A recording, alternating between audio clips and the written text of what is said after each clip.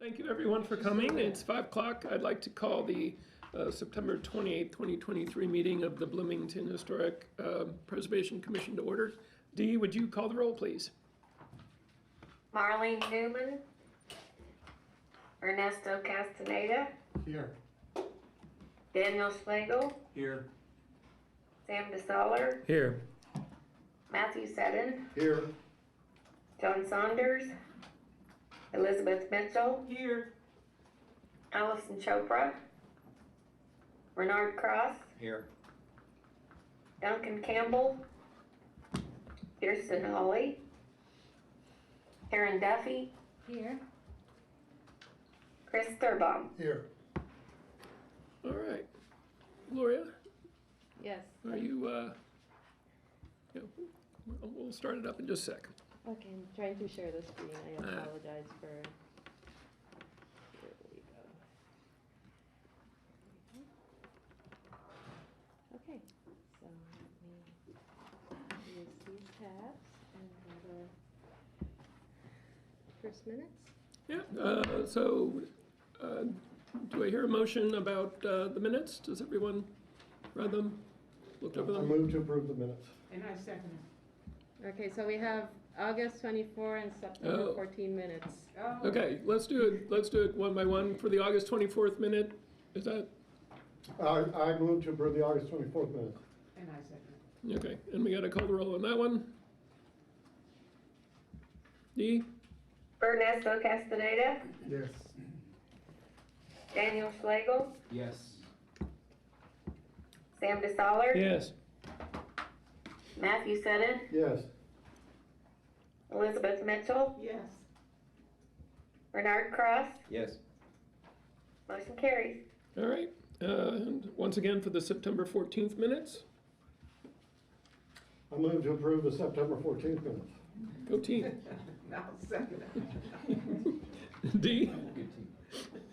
Ernesto Castaneda. Yes. Daniel Schlegel. Yes. Sam DeSoller. Yes. Matthew Seddon. Yes. Elizabeth Mitchell. Yes. Bernard Cross. Yes. Motion carries. Thank you. Staff review? Who have we Yes, got? give me 1 second. Okay, sorry, I don't mean to be pushy. So, sorry, thank you for.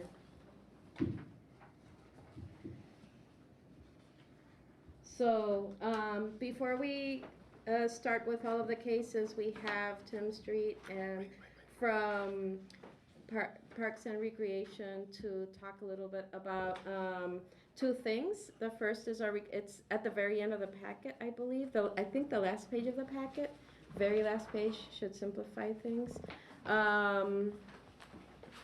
So they're requesting a letter of support, other side, there we go. Very, very last page, a letter of support from the HPC regarding the stairs at the restoration of the steps of the Banneker building using HPF, Historic Preservation the Fund grant.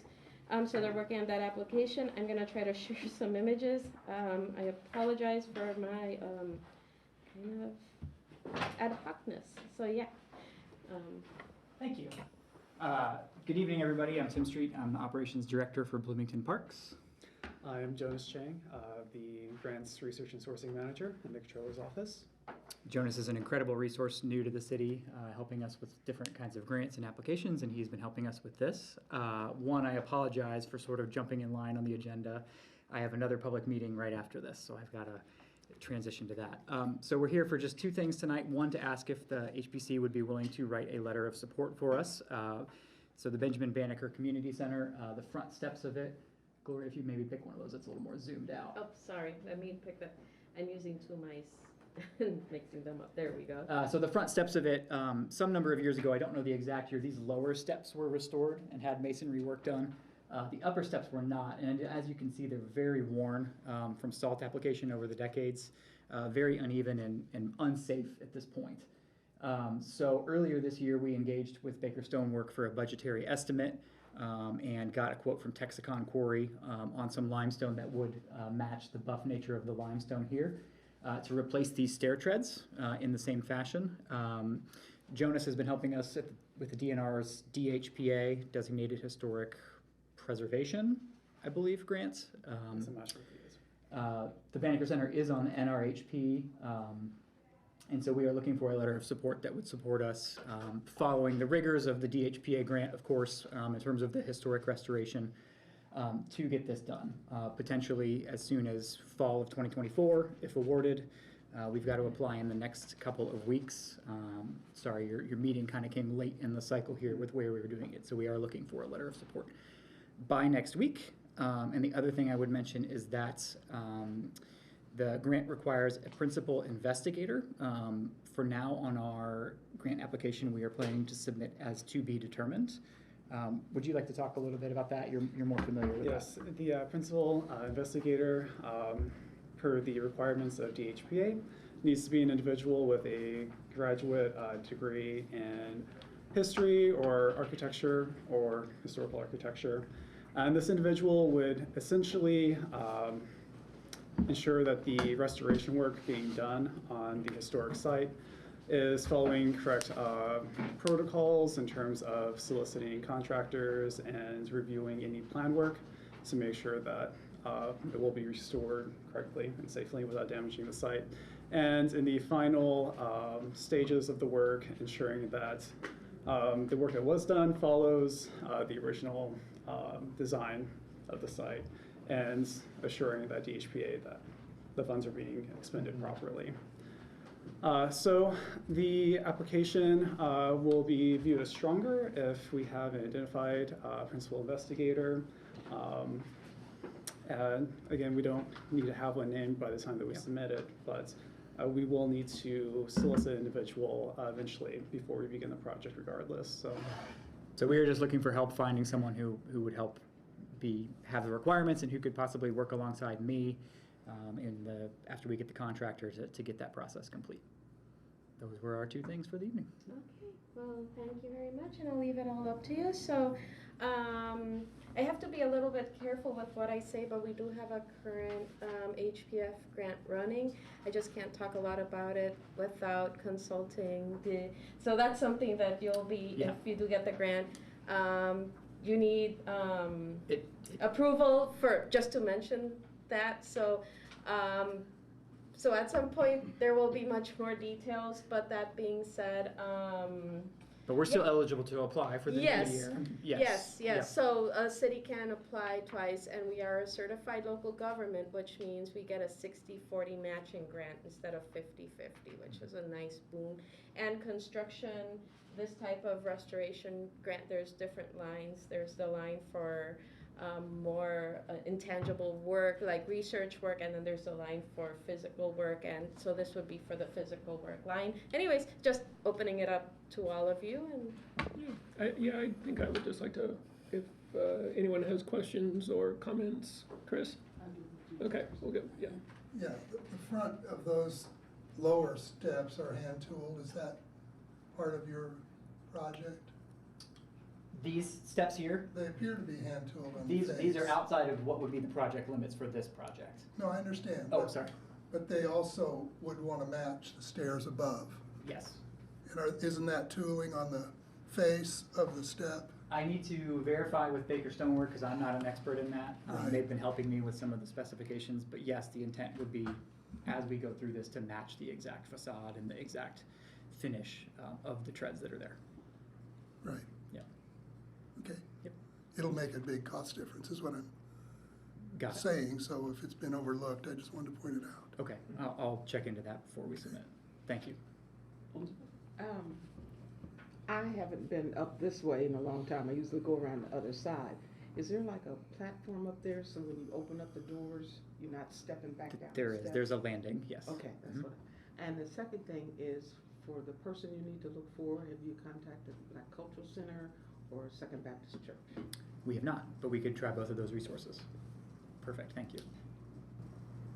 Any other commissioners have questions? I have a question. Yes, any idea what you're gonna do with the original limestone steps? Any purpose for it? No, thus far, no. It would be nice to do something. I don't know what the plan is once you remove them. Yeah, repurpose it for some other Yeah, it would be public nice. purpose. Yeah, maybe landscaping as part of the Banneker, maybe pointed out that this was part of, you could make a story out of it. I don't know, something nice could be done with them. Sure. They might get broken as they, On some of the removal. right, so, that's probably okay, that's just part of it, but it would be nice to have a purpose for them and not just throw them somewhere. Yeah, we could absolutely find a purpose for them within Yeah. the Parks Department. Just a suggestion, yeah. Thank you. Mhm. That's Are they laid between the walls so they'll come out without disturbing the walls? Yes, it appears to be so. And then we would have some tuck pointing work done on the walls themselves as well. Anybody else? Did you have anything further on the job description for your principal investigator aside from the, degree? Like the description of work, how much is going to be expected of them, what you can offer them? Right, because this, the scope of this work is pretty straightforward, the principal investigator will likely need to be involved with meetings with the HPA as we get the project started. And if I understand correctly, they will be expected to review, what is it, RFQs? Yeah. Yes. RFQs, yeah, and the contracting part of the work, reviewing any plans just to make sure that they're in line with what needs to occur. But in terms of reporting and project management, that will be the project coordinator instead.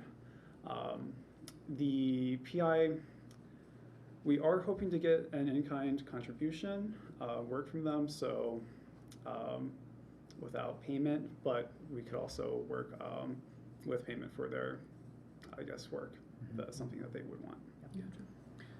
Would you be willing to write up a description and email it to Absolutely. Gloria so that, we can Yeah. circulate it among the Certainly. peoples? And I know you're short on time, so that Yeah. could be something we can do tomorrow. Yeah. And we don't have to have this resolved for the application. It very Okay. clearly says you can submit with this as a to be determined item. So, Okay. because we wouldn't even know award until well into 2024.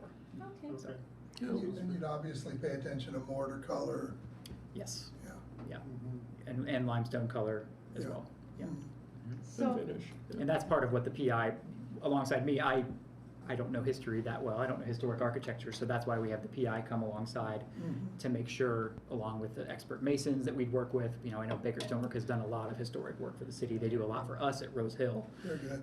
So they're excellent. And while I would like to say, I can't say we would go with them because obviously we would competitively quote it, but they have been helping from a budgetary estimate standpoint for us because they do have that expertise. so I do have a question for all of you, and it's if any of you got to see the letter, and have anything you would like to add, take away, or say we don't want to send them a letter, no, I honestly, or yes, we want to endorse this letter, and so that I can send it to Need a John. motion? John Saunders. I just want to make sure that they're, I think it might be best for the board to express its intent through a motion. yeah. I agree. Yeah, just But so I that think the checking and statement's making sure stronger. that people have read the letter in the packet and they're okay with it and supporting the letter in the packet. Yeah. All right.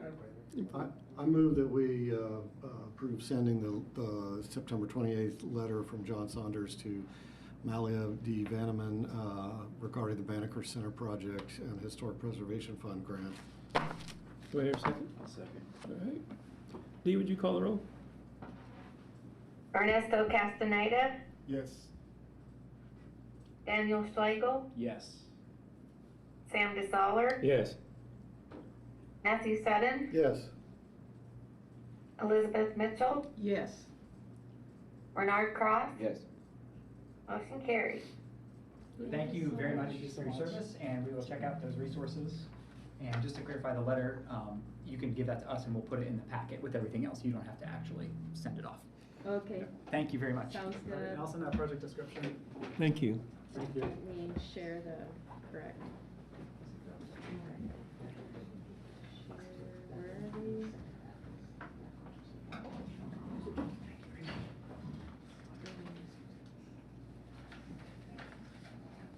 Here we go.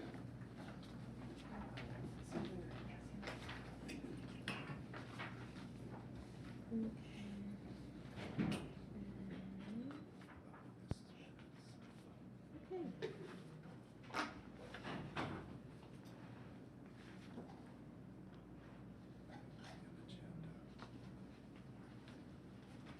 Okay. All right, you want to go on the staff review? Yeah, so for staff review, we do have one case, 131 North College Avenue, where the social canteen is located. The petitioner requested, if you, let me see, I think with this mouse it's better, structural support for this emergency staircase. And so as staff, it's a staff approval, it was approved. Let me see, sorry, multitasking here. Okay, so this is the emergency escape that needed additional support from the ground. Staff found that the proposed changes would minimally impact the existing structure and would more impact the non-historic sidewalk. And It's upside down, isn't it? Mm-hmm. I believe it is, so give me 1 second, let me not dizzy you so much. I think I can turn it around. Okay. That makes more sense. Okay, so 2 structural support columns of the same steel, to be connected with a base plate to the ground. And that's about it for staff reviews for this week. Thank you very much. All right, guess we're moving on to commission review. Okay, so the first commission review is for the Waldron Arts Center. And the petitioner is requesting a new awning for the side entrance, the accessible entrance. So, the Courthouse Square Historic District guidelines state that awnings or canopies should be mounted in a manner which does not damage historic building elements. It is preferable that awning and canopy materials be canvas and in a shape that complements the building's historic character and or reflect the door or window openings it covers. In the cases where there is evidence of a historic marquee, preference may be given to the reestablishment of the marquee, and these will be reviewed on a case-by-case basis. So staff recommends conditional approval of COA 23-68 to finding an installation solution that involves boring into the grout rather than the historic limestone.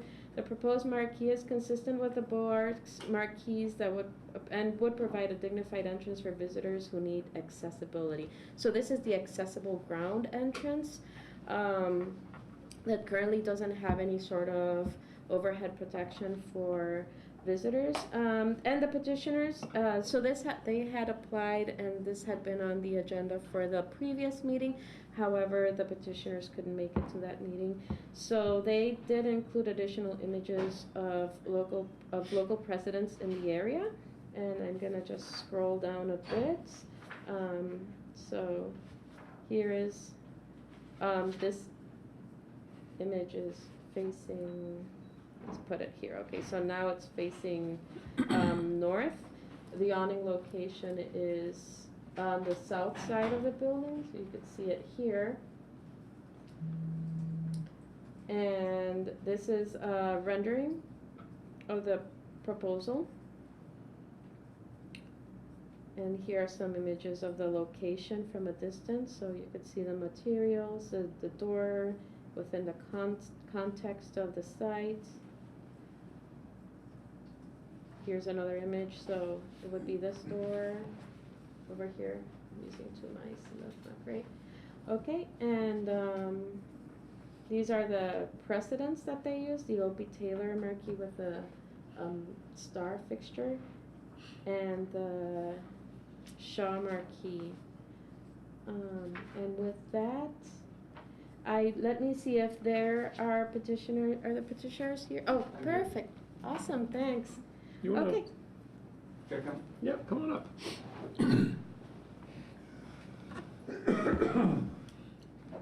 Hi, Chad Rabinovitz, the Artistic Director of Constellation Stage and Screen. Welcome. Thank you for having me. Do you have anything else to add to Gloria's? Yeah, so I mean, essentially, I think most know that Constellation renovated the interior with the support of the city to handle all the deferred maintenance. We used an Art Deco style on the interior of the building, and now it's just become clear as we've seen more of the use of it. It's the handicap accessible entrance, but it's also the one that faces the parking garage. It's the one that gives public view. And now that's really established as the Performing Arts Center. Just having that awning there will give that presence, and also establish to folks who are coming from there and then go around front and then realize, no, they were back there. That way is also good as a clean way to enter the building. We wanted to come up with a design that embraced the history, that Beaux-Arts, and also kind of gave you a lead into the Art Deco that you're getting on the inside, but also didn't say, oh, this was here the entire time. So it embraces the past, but it's also present. And I think the Shaw one that you have in that packet is a good example. That's actually from another theater that was also built in 1915, the exact same year as the Waldron. So stylistically, it's period appropriate and just also evocative of performing arts. And then the O.P. Taylor's is a good example of the precedent, the same exact connection to the building, the same everywhere signs, the same company installing it too. Thank you. Yeah. I'm going to go to questions. Ernesto, do you have any questions? Yeah, are you going to incorporate any lighting to the Yes, so just underneath of the awning, there'll be just inset can lights. And the acrylic strips on those white strips on the outside and the lettering will have the capacity to illuminate as well. Okay. Yeah, just again, not projecting light, but will have the ability to light up. Okay, that's all I have. Thank you. You said? Yeah, do you, just the staff recommendation is to see if there's a way to anchor it in the grout rather than straight to the building? Were you able to explore that option, or what do you think of that option? I think I don't know enough about grout, but I'll go to Everywhere Signs and come back to that. But I think we can say it's a very plausible scenario.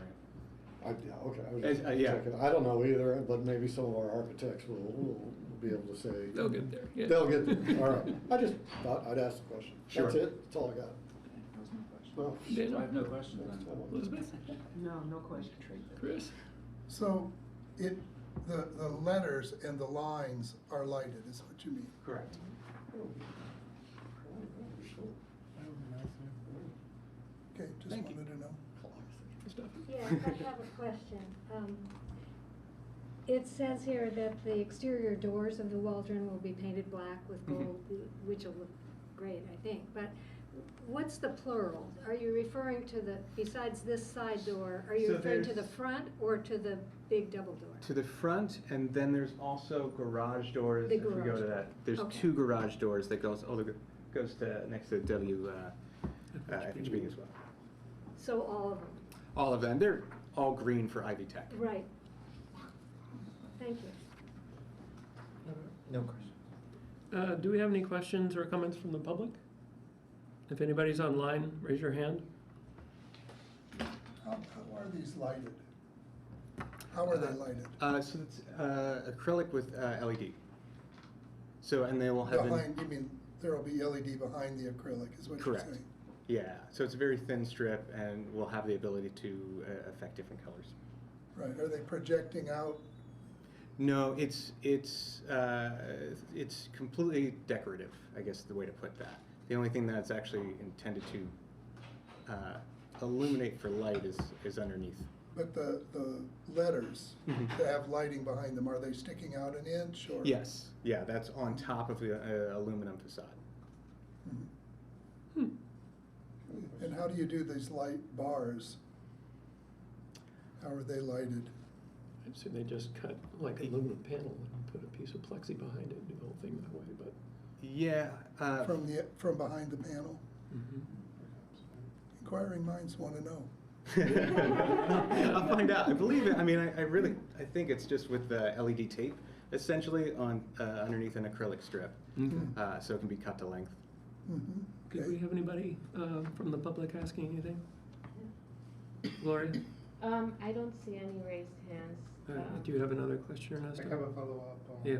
the lighting now. It just occurred to me that we're talking about being careful how to anchor this awning by using the grout, because that's the best place to anchor it.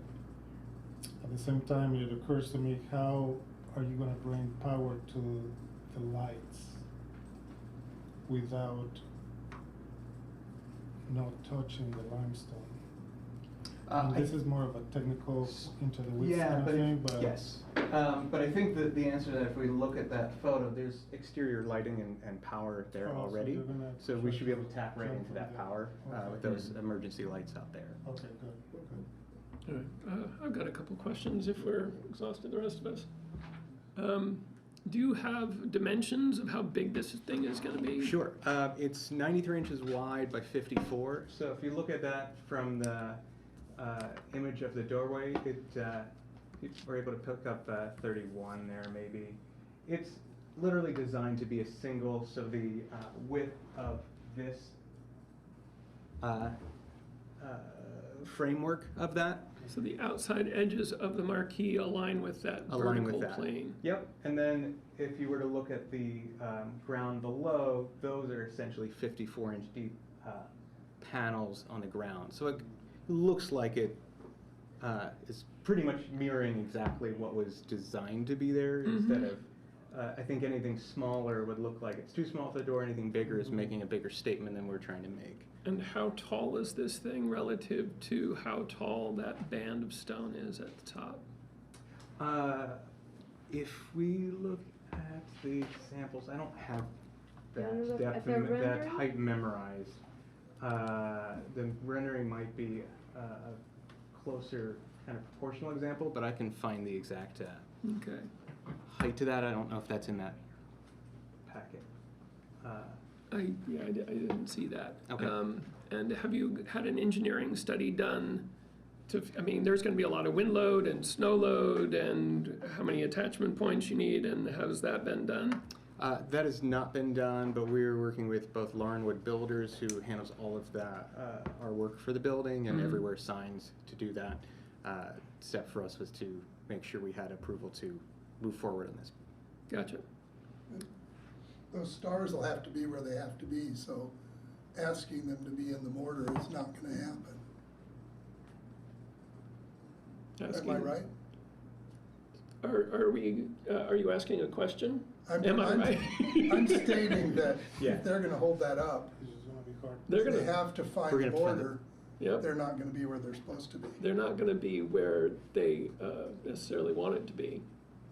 I mean, it's Or not where they gonna need to necessarily be. be symmetrical to the placement of the marquee. Right, but so that would destroy the symmetry of it and the structure of it, to just put them where the, So if we were to look Marks at go. the Opie Taylor's image, that's actually the exact same connection method as what we're doing here, 32 there. You'll see it's even the stars themselves. So, Yeah, I mean, that is what we would. I think you're getting into comments, so why don't you just start with the well, I'm comments? affirming that that's a fact, and I think it's important Yep. that those be there. And we'll have to address that question. If we specify they have to hit a mortar joint, you'd have to either go above that or below it to find a long joint. And you're right, it's gonna be holding up some weight, so it's not just decorative. Yep. So there's just a little thinking to do there. Yeah, I had an additional follow-up question. Is this gonna be like a solid roof? Yes. Okay, and the material of that roof is going to be? Aluminum. And how's the water gonna get out? I need to find out that answer for you. Okay. All right, I mean, yep, again, sorry to interrupt, but again, what I've been told on this is essentially that Opie's is that precedent on how they've done it before, and so they're using that as the base. So, but I don't know those specifics. okay. Ms. Duffy, do you have comments? Bernard, do you have comments? Elizabeth? No. Daniel? Matt? No. Ernesto? No. I guess my comments, and from the public, any comments? Anybody online? I don't think anybody's online today, really. Oh, we have people. We have people, but they're not commenting yet, all right. I guess my comments would be, I share some of the same concerns that Commissioner Sturbaum does. I'm not against this. I think that the general idea of it is good. It works. I'm concerned about the weight. I'm concerned about, you know, the niggly little details that make it work or not make it work. So I would like you to come back with showing us exactly how it's going to be attached to the building, exactly where the attachments are going to drill into the building, how many attachments there are going to be, how you're tapping into the power, how you're getting rid of water. I think those are the main things. So get some working drawings, get a section through there. You know, I think it's a really, you know, accentuating the secondary, or, you know, what is in effect the main entrance for a great number of patrons is appropriate. So, you know, I have no issues with this. I just don't feel like we have quite enough information to be comfortable that the building is going to be undamaged with the implementation of the solution. Does that make sense? Yeah, yeah. Okay. So from my end, it's just a matter of getting those, how's it gonna exactly connect in, where is it gonna connect in, can it go into the ground, or how would it do it otherwise, and then how's it gonna handle the weight and the water runoff? That'd be great. Get all that back to you, but from a design standpoint, aesthetically, we're, okay. I have one other comment. I'm not sure that drilling into the stone should be a deal breaker. You know, if you leave a small hole that can be mortar patched later with a matching patch, I just don't think that's the end of the world when this really depends on that for its structure and its design. So I don't think our mortar and our no holes ever rule should necessarily trump that, and I wanted to see what other members think about that before they. Let's go around. Ernesto. I'm not opposed to that. I do agree with a little bit more information on the technical side. How it's gonna be anchored, you know, the loads on the roof, just a little bit more information on the technical side. I think overall, as a concept, it works. We just want to have assurance that it's not gonna create a liability, I guess, for you guys too. Absolutely. I'm fine with it, even, you know, anchored straight to the stone like that. I would normally think, yeah, as long as it's not gonna rip the facade off the building, then sure. It seems like a minor impact overall, especially you can refill it. And historic buildings often have little weird holes in them from previous something or other, so I don't have a problem with it. Daniel? I think the zoning's a great idea. I can see why with our other stuff, finding the mortar instead of the limestone. So I mean, I think it's like if there are spots on the grout to hit, that would be best. But I also understand, like Commissioner Sturbaum was saying, there's certain points where it's going to have to connect, and I think we need to take that into consideration to make sure it's safe. And I'd hate for anything to happen. So I think if necessary, I think that's something we need to relax for this one if we need to. So. Everybody said what I was gonna say, so I'm saying it again. Oh, I agree too.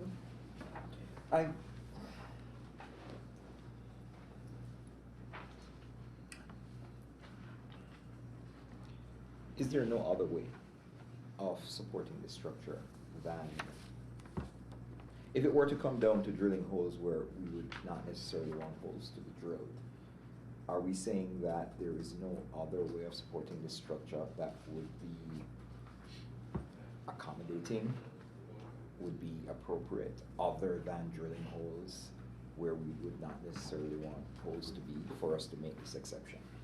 Are you saying, just throw it out, columns, for example, or I don't know, brackets of some other kind? Those have been explored and have found to,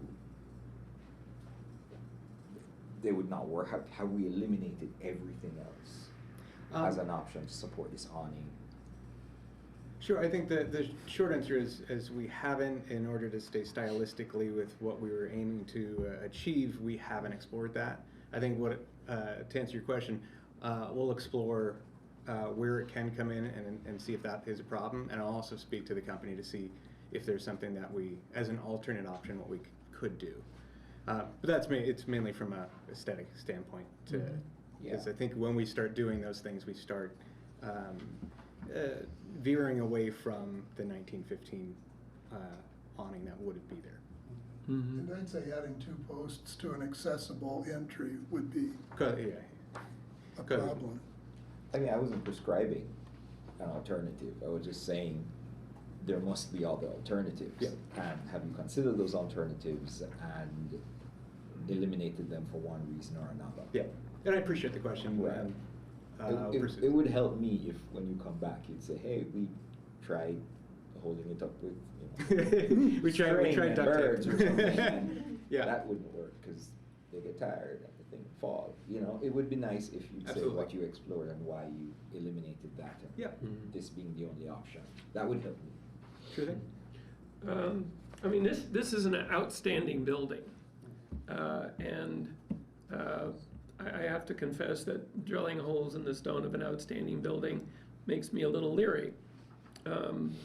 So I do think that there are ways that you can still drill into the grout lines, like you could put a metal channel behind that existing electrical conduit and drill at every single grout line and bolt it to the, bolt it down safely. And then you've got weld points at wherever you want for these star things. Yeah, so I think there are ways to accomplish what everybody is trying to do. And so I would try and think creatively. We're gonna, personally speaking, gonna nail you to the wall and make sure that we have Just documentation only of to a mortar everything. joint though, please. No, yeah, so I would, try really hard not to drill in there. I might get outvoted, and that happens a lot, which is fine. Before any vote takes. Yep, we're not voting right yet. Sorry for interjecting, but Yep. there is just in FYI, there is a timeline issue, because the application was received a while back. This was supposed to be seen on September 14th. However, the petitioner requested that it be moved, to now. So that doesn't count as a withdrawal and a resubmission? So, That's illegal? No. No. But however, if it's gonna be extended, that's where I do have questions. If at this point, with the consent of the petitioner/owner, it could be extended 2 more weeks. I believe that's correct. Give me a moment. Thanks, Mike. Thank you.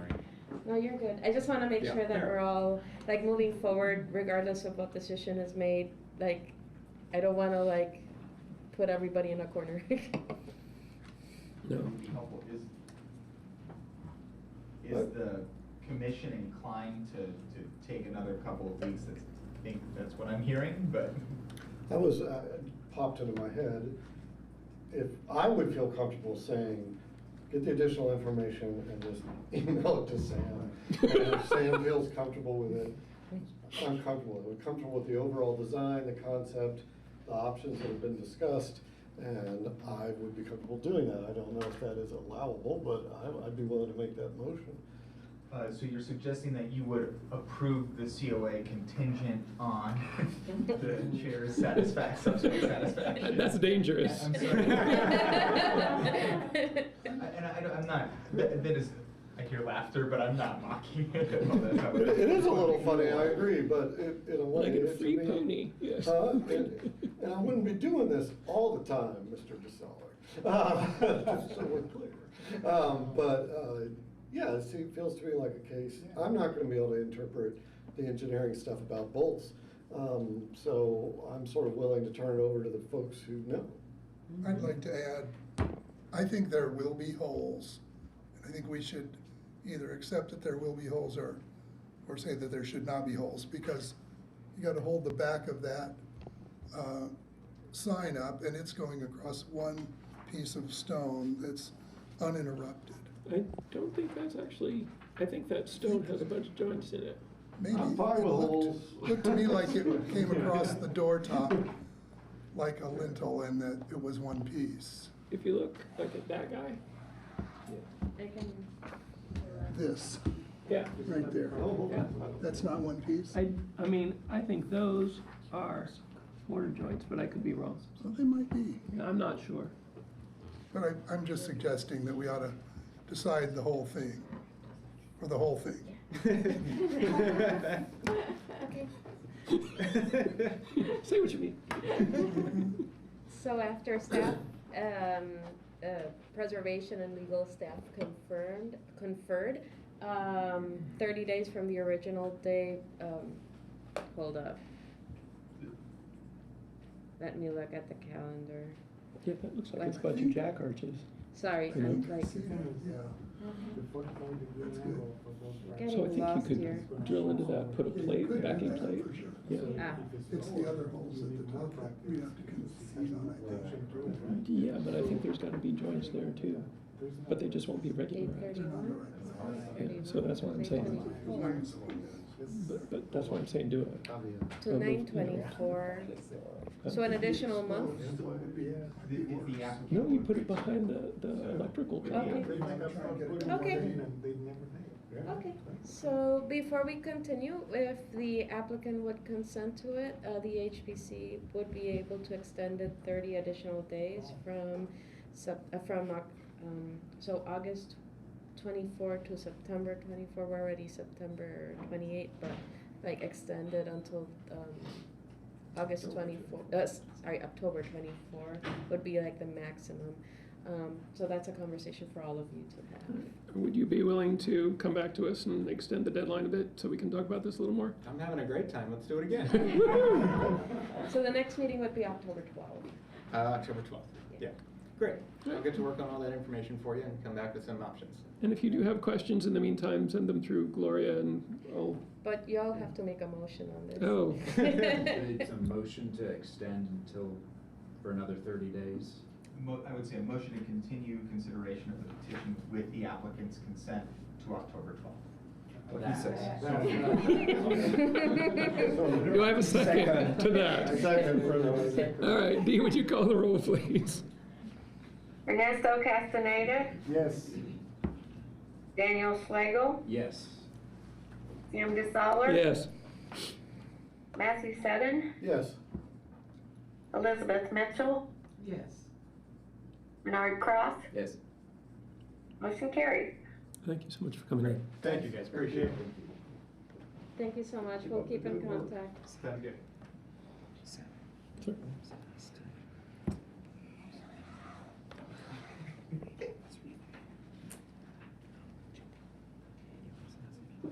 John? Okay. You ready for the next one? Yes. Is the petitioner here? Yes, he's right here. Excellent. Okay, so, 1302 East 2nd Street, the petitioner is requesting roof change material to a slate composite material. This is a retroactive COA. The neighborhood had commented, I have comments from Jenny Southern. My only concern is, do we have any historical record of slate roof on that house? I'm looking for something to hang any opinion on. The material looks sort of lumpy and fake to me, but maybe some mold or moss could help. Second point, we don't know how it will age. It might fade or look weird in 20 years. Could be the new vinyl siding or fake imprinted concrete siding of the future. This might make it materials test case. I hate to think of the replacement of this with shingles in what would, I hate to think of the replacement of this with shingles in that it would be wasteful and really cause resentment. On the other hand, how would the historic district legally function if basic roof materials or other materials can be changed at the owner's discretion? Then the other comment, I second Jenny's comment, hardly want to rip the new roof off at this stage. Whatever was on there originally, this doesn't look like real estate, and who knows how it will age. An opportunity to find out. Martha Parsanji. So the Heights Historic District guidelines are very comprehensive, but they actually don't reference this exact situation. They talk about preserving the already existing historic materials in Heights, particular barrel-style roofs and tiles, and existing slate roofs, but they don't talk about replacing asphalt shingles with composite. It's what they basically say. I'm just going to read this. Replace only deteriorated portions of a historic roof and use substitute materials only if the original material is not technically feasible. If full replacement is necessary, replace it in kind, matching the original material, scale, detail, pattern, and design. So that's the closest we have to a guidance regarding a roof such as this, which had asphalt shingles beforehand. If a historic roof feature is completely missing, replace it with a new feature based on accurate documentation of the original feature, or a new design compatible in scale, size, material, and color with the historic building and district. So that would be if historic photos were found of the building. If new gutters and downspouts are needed, I don't think we have to talk about the gutters and downspouts, or the dormers and air vents. So staff does recommend approval of COA 23-70. The previous roofing material was asphalt shingle and not slate. This material is removable and does not physically negatively impact the building, so it does not cause permanent structural damage to the building, is what I meant to say. Composite materials are a newer technology and are not referenced in the guidelines. The comments received from the Neighborhood Construction Subcommittee raised concern about the long-term impact of allowing this roofing material. So those are all things taken into consideration. Just want to show you some images before. So the site location on South Highland and 2nd Street. And so an image of how it looked like before. And an image with the new material. And I believe with that, I will leave it to the owner and to the commissioners. Thank you. Thank you. Do you have have any additional comments, or? I have a sample of the material. It's on the roof now, if anybody'd like to look at it. You know, I've come to this committee before 3 different times, so I thank you all for your valuable contributions to what you're doing. I mean, I've been here before, so I appreciate what you're doing and I support it. When I read the guidelines myself, and it didn't come up when she was, but they talked about how when you have an asphalt roof, which is non-contributing, that replacement of the asphalt roof can happen without a COA. And I interpret that as no matter really what I did, since it was a non-contributing material, I could put something on it. To me, this was something a little bit extra beyond an asphalt roof, so I was, you know, making improvement on the home. It has a 50-year warranty. It has the highest ratings for fire and storm safety, and it's also made out of recyclable materials. So I thought it was a real upgrade to an asphalt roof, and we found it very attractive and made that investment in the home. So I apologize, I have to come here now retroactively, hat in hand, asking for permission to keep my roof that I replaced, but here I am. Thank you. Questions, Ernesto? No, not really, no. No. Matt, questions? No questions. Daniel, any questions? I don't think I do. Can Okay, I'll come back around to you. Yeah. Elizabeth? I don't think I can avoid this. Okay. Chris, do you have any questions? I don't think so. Why does it look so light in the picture? It's the light reflecting off of it. Just the shine of it. Yeah, I noticed even like when we get snow on it, like the snow will just glide right off. I think it's Right. so new that it just kind of still has kind of a sheen to it that'll probably weather over time. Karen, you have any questions? No question. Renard, do you have questions? One, maybe 2. Did you consult would it be the construction subcommittee in your neighborhood before you use this material? I didn't consult anybody.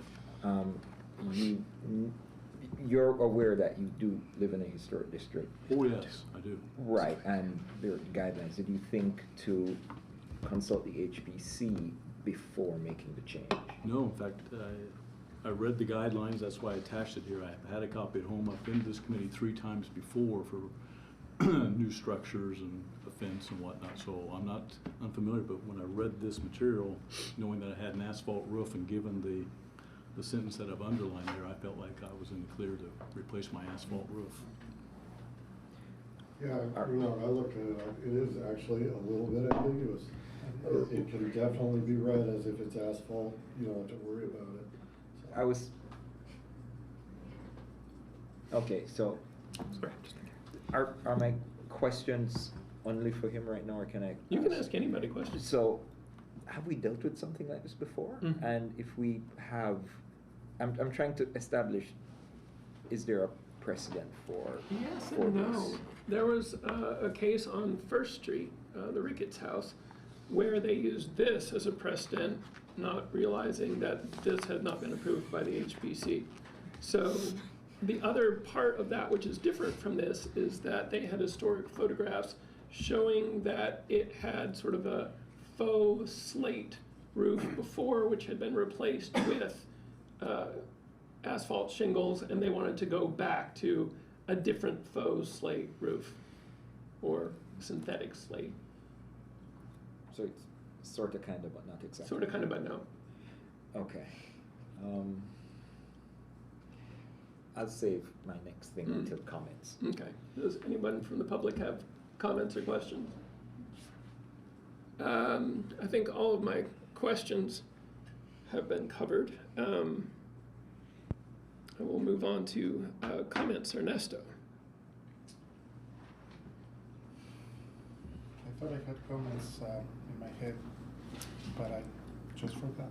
You want me to circle back around? Definitive. Oh, Daniel, did you have additional questions? I was going to circle back to you, but I don't know that I did. It's a sign of wisdom. The only question I had is I didn't know if you had old photos of the house or researched those just to see what, like, cause you said you had asphalt before? Yes.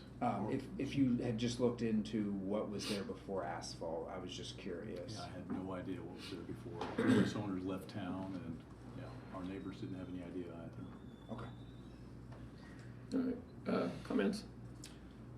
Well, I don't know, I have to say, reading that little sentence is what convinced me that I can forgive the decision to not do any consulting. It does have that feel to it. I could see how you could assume everybody would read it the other way too, but you're right, you're right. So, and if this had come to us sort of in the normal process, I would have been comfortable with this, so I can support this.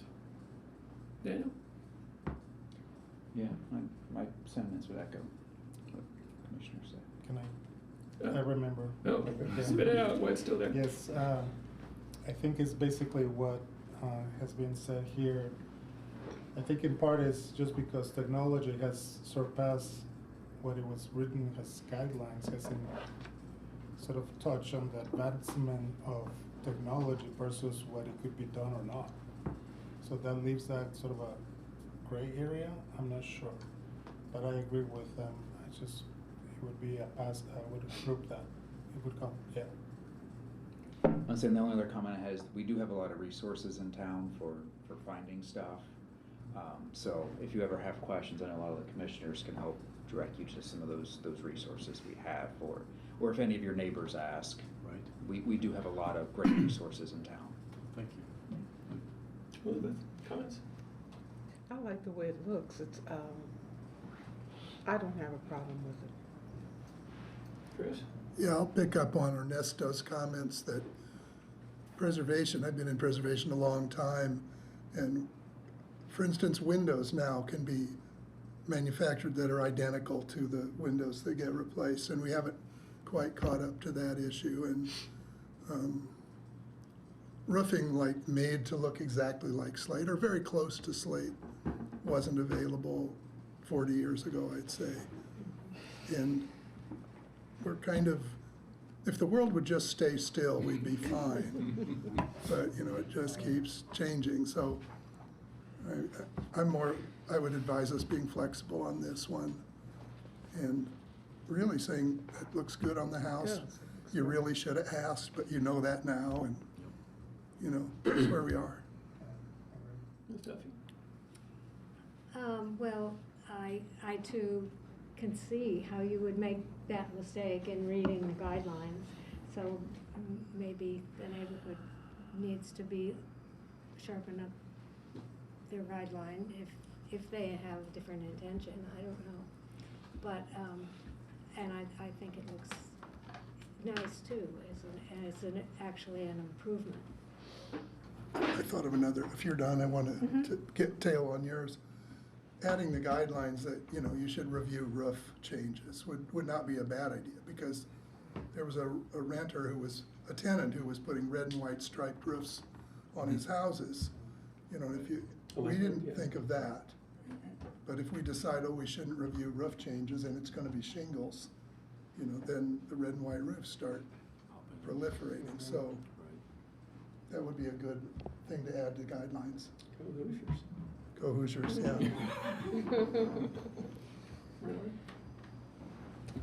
Are you done?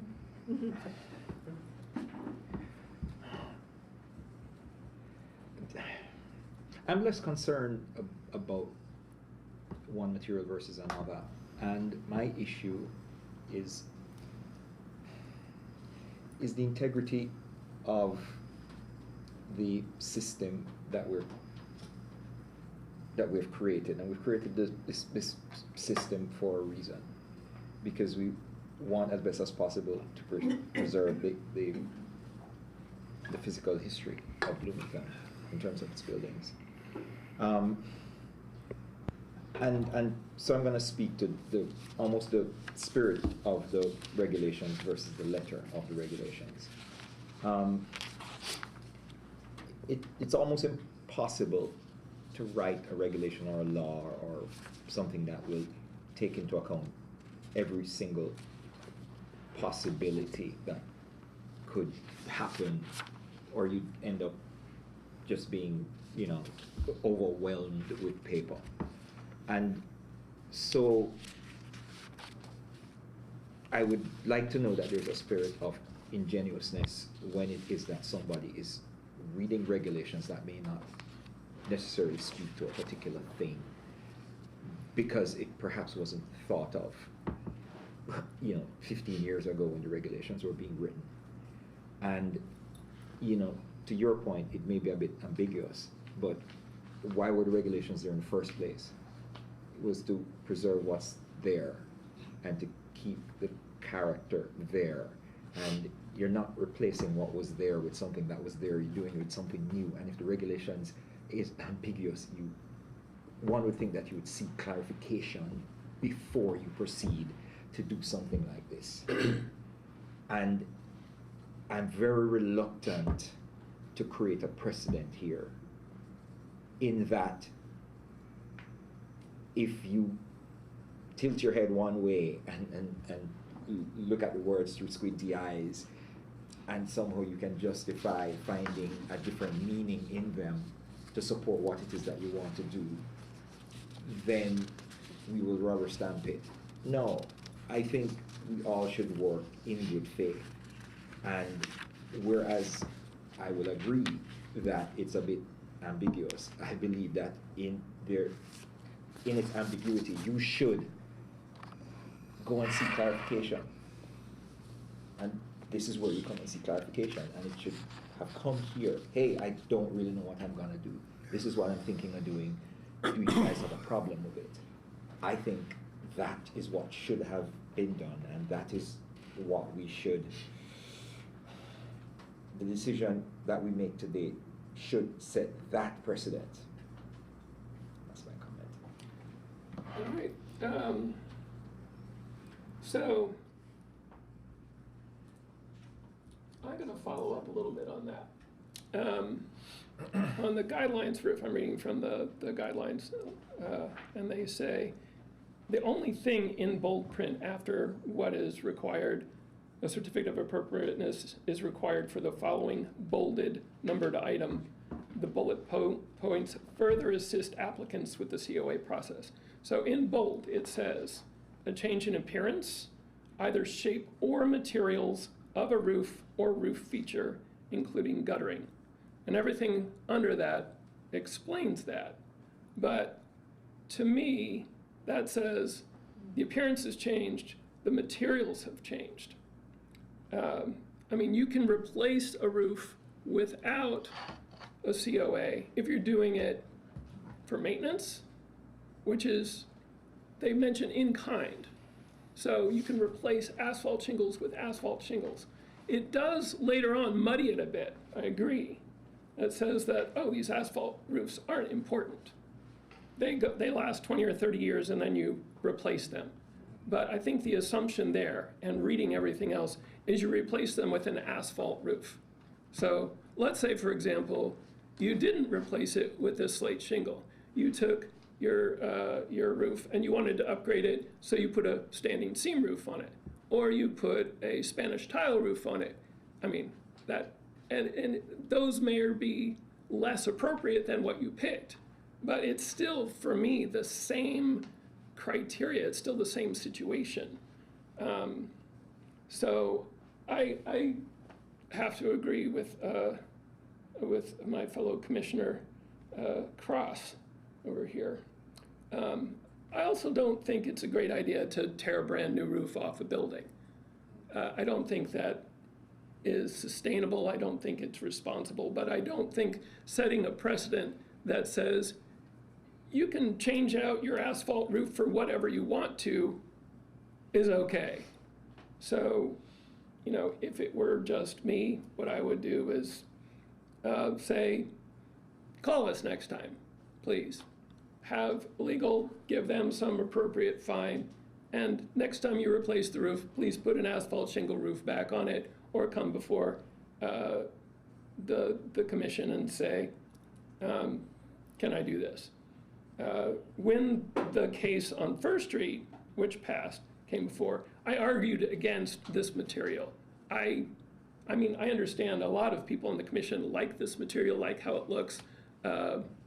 I think it looks fake. I think it is very different from slate, and it grates on my nerves every time I go by it. It's not my house, so I don't have to look at it. But you know, this is a very subjective viewpoint that I have about it. And I don't know how it's gonna last. I mean, it's recyclable, it's sustainable, it's got a shelf life, but I think that if you're gonna do slate, do slate.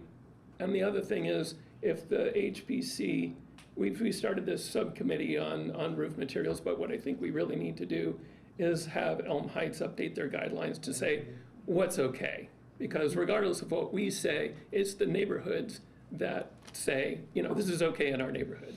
So talk to your neighborhood and, you know, let them know what you need to change. Because I think a lot of other cases like yours are going to come up because slate is prohibitively expensive, copper roofs are becoming prohibitively expensive, and there's a lot of that in Elm Heights that's coming up for renewal in the next 5, 10, however many years.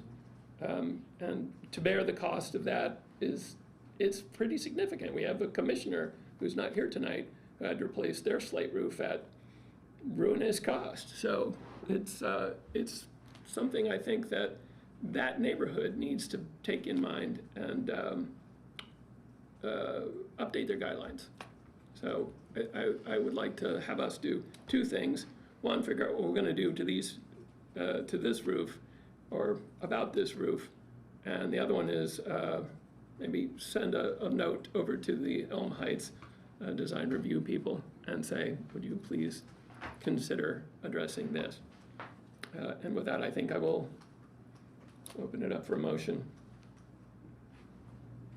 I guess I have a question about the motion, and I think you guys do make good arguments. I just don't quite know what options we have aside from not approving the COA or approving the COA, or you were talking about something, some form of repentance, a fine or something like that. Do we have the authority to do such a thing, or you know, what are the options? Because I'm trying to think of. I think I hear your points. I am also a person who's like sensitive to when you discover that the guidelines or the rules or the regs are written ambiguously, you gotta own it. You gotta own up to that, and it's a little unfair to, I think, to completely expect somebody to anticipate or infer. That's the side I'm on. I don't like setting precedents that say, you gotta infer. Listen, I live under rubrics and guidelines and canons, and I've had people of authority say, well, that was an inferred canon. Well, it was an inferred canon. What other inferred canons are there in here that I need to follow that I have not been because it doesn't say I have to?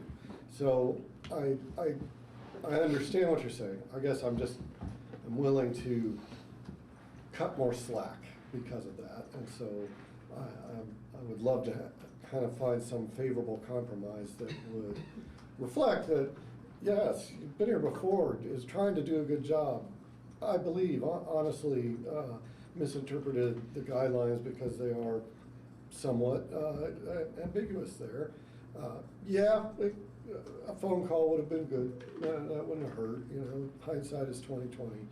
What is the appropriate response to that? That's what I'm sort of looking for. Is what are our options? If I may, I did hear your comment about inference, and you know, I take it because you know the authority that you would appeal to for clarification is probably doesn't, you can't get him on the phone, but this authority is accessible by phone.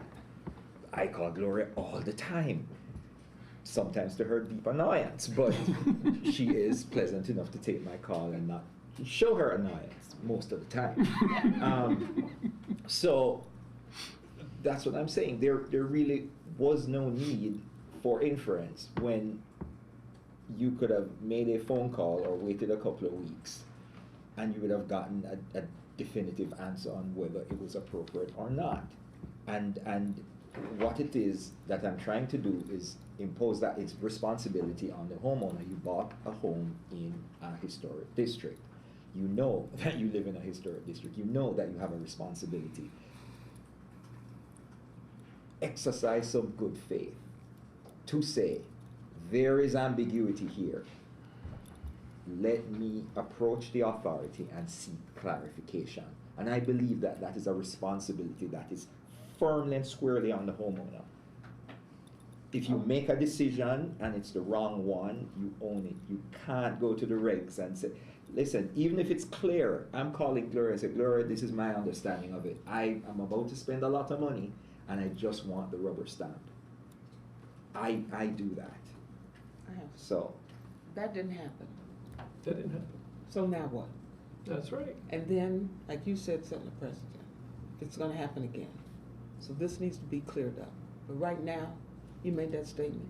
You're right. Right. Now what? I'm not, I agree I'm just asking with, everybody, now what? I agree with Sam that I wouldn't necessarily say tear the roof off, but I believe that there needs to be a sanction of some kind to say, we, regardless of the fact that we say keep your roof, this is not on, and there is a price to pay, there's a sanction. The avenue I would take is to determine how best to apply said sanction. Chris, did you have a comment? I was gonna say that we're a legal body, and that's why rules don't just absolutely get enforced coldly and hard, you know, that we are mitigating those rules. And I think if we would have a rash of this problem, or the next person comes in and we're just clearly knowing this was a get around, we would have no trouble enforcing the rule. And I think we're standing up for the importance of this rule while also figuring out how to mitigate something that's already taken place. And there isn't a real evidence of bad faith. So that's why I'm suggesting, and I think you're all trying to find a way to affirm the rule, but not tear the roof off and make the punishment fit the crime. You know what I mean? Mm-hmm. Anyway, that's my comment. There's a situation I came upon last week where driving on the street, I saw somebody taking a roof off. I didn't know what was going there, I just made the assumption that it would be like for like, because it's in a historic district. When I came back, it was a material that was not approved. There were just a few bits of it on it. I went to the homeowner and I said to the homeowner, this is an historic district, did you get approval to do this? No, I did not. I gave them the HPC number, I gave them Gloria's number, and I said, call them. Then I left. I came back, the entire roof was done. Gloria, did somebody call you? No. Nope. We'll be seeing that one in a bit. This is what's happening.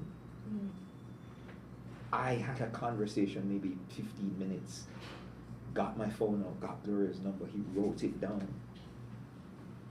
So, And being a contractor, once you tear a roof off, you're pretty much gonna put it back on. But they haven't appealed or talked or discussed, but I understand why the roof went back on. And we'll probably hear this case later, is that, That's what I'm getting at, yep. okay? All right, open for motions. can I You got a don't know question? if it's, what are the possibilities here? Can we sanction in some way, and if we can, we can't? No, you can approve it, you could deny it, you would have the potential to continue it depending on the time period that's available. But the decision to pursue an enforcement action, that's left up to it's left up to the mayor's office, and usually that means it's delegated to the director of the Housing and Neighborhood Development Department. But if we approve, we don't have that option anymore. I guess I would say it this way, if the COA is approved and I tried to go to court to argue that there was a harm that would justify a fine, that would be a tricky argument. Got it.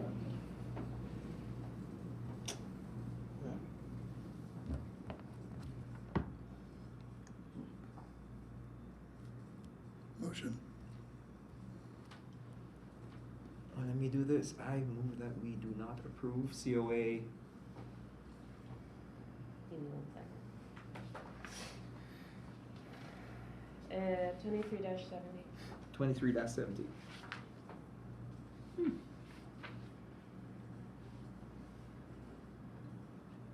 Crickets. Another motion. Well, second, we'll see what happens. If there's no second. you No, know, there another just was, I motion. seconded it. D, Oh, call you the roll. did? Oh, I didn't hear that. Well, that's because I hadn't done it until just now. Okay.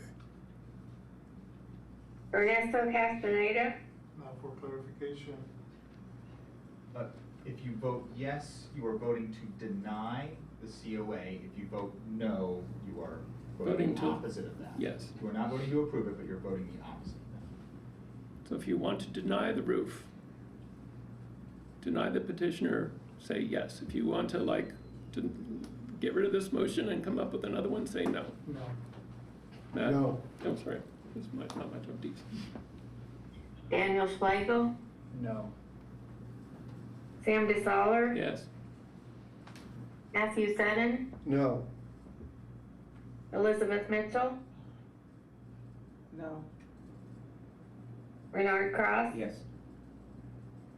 Motion carried. No, No. no, No. no. No, it doesn't. Oh, Fail. I'm sorry. Motion. The other way. All right, we're back to I got motion. backwards. That's all right.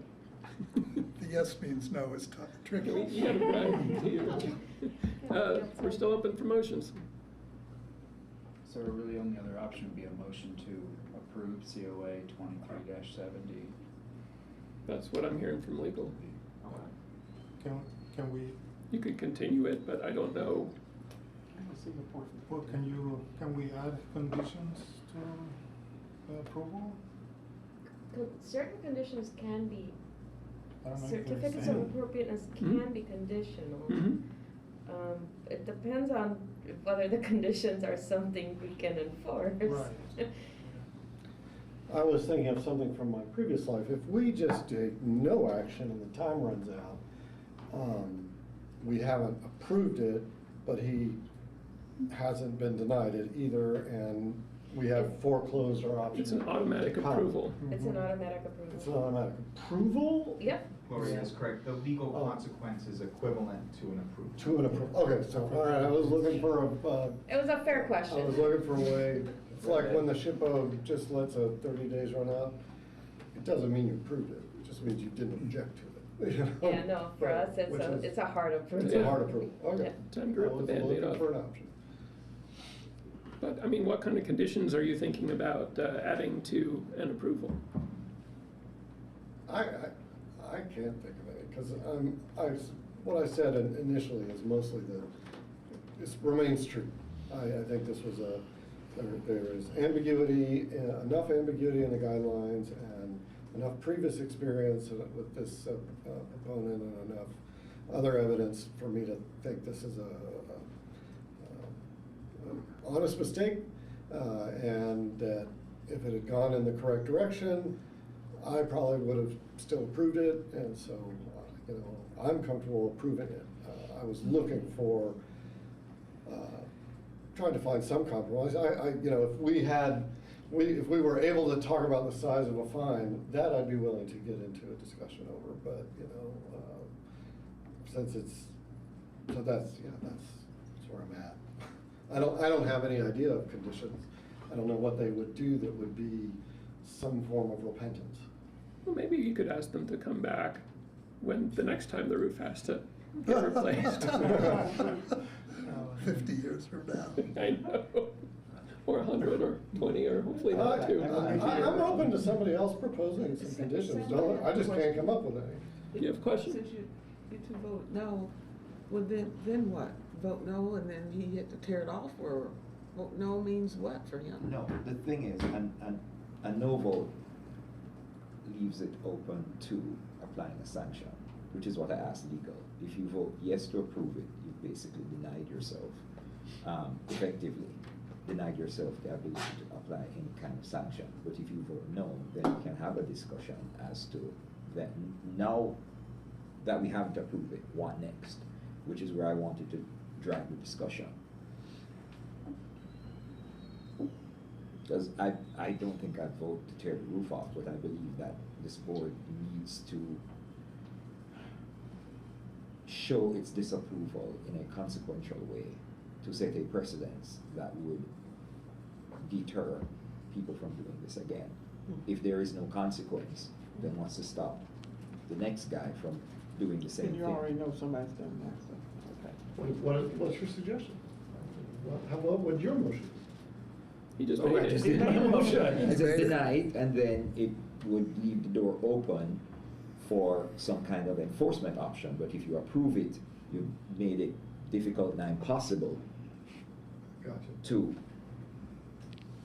have any kind of enforcement action.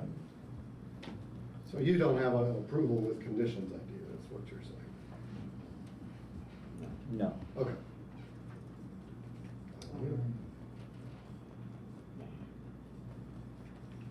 So I move to approve COA 23-70. Let's get something on the table. All right, we have a motion on the table. Do I have a second?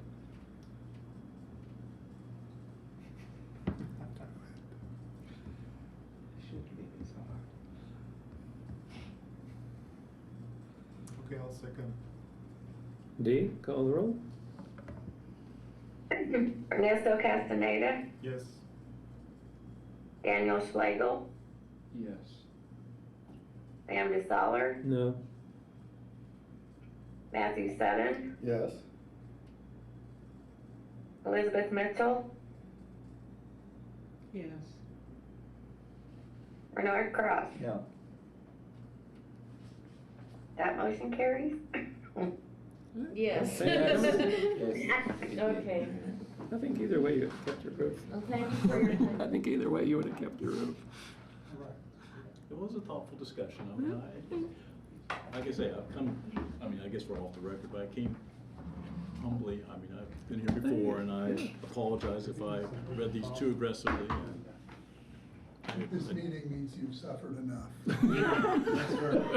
So you don't find this meetings fun?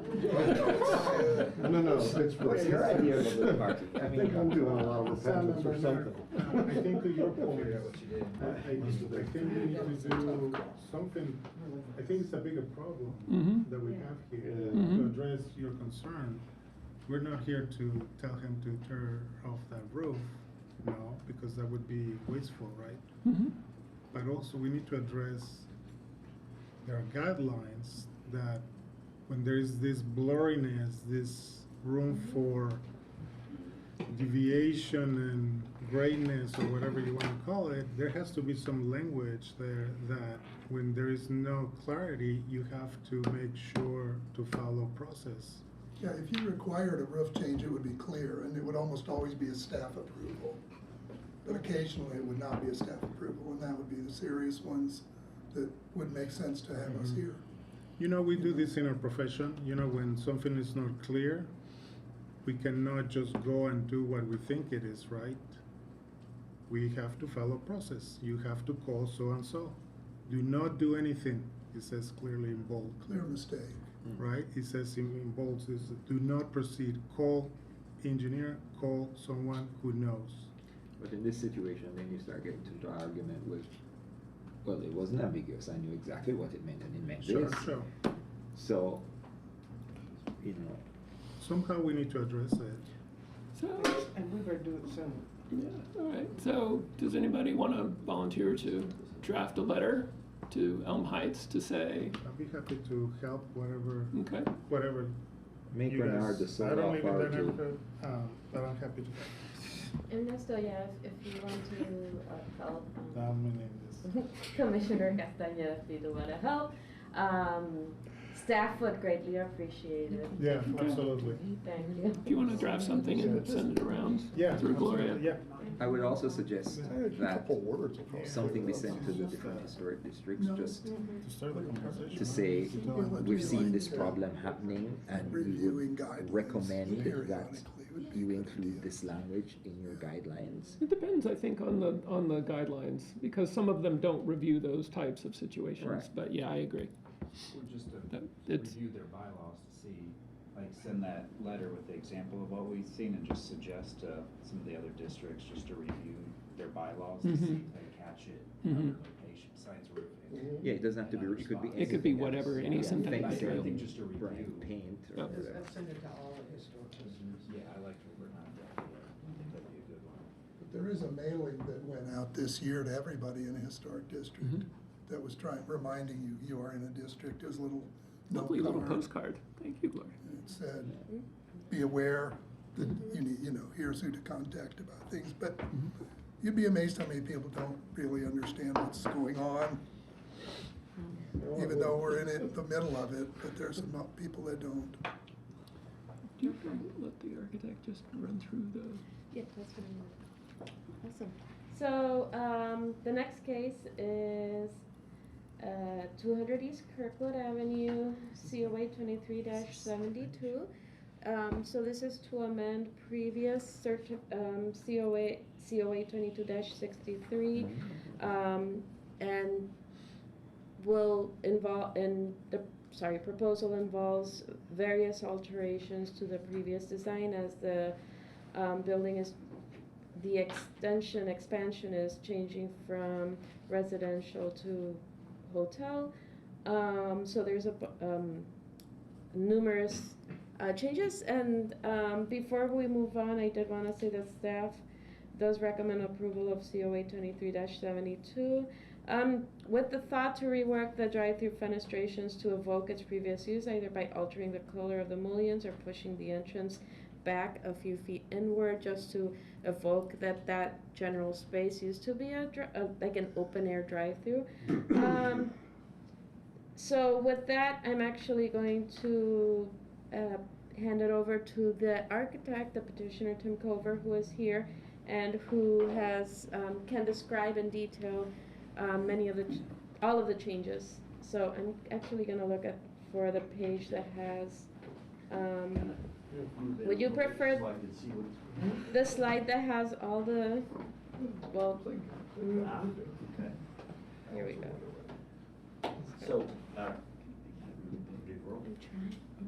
over Studio 3 Design. I see a lot of familiar faces from a year ago. So I'm happy to see you again, especially because you understand the process that we went through for obtaining the original approval. As many of you, I'm sure, have heard the saying, nothing's constant in life except change.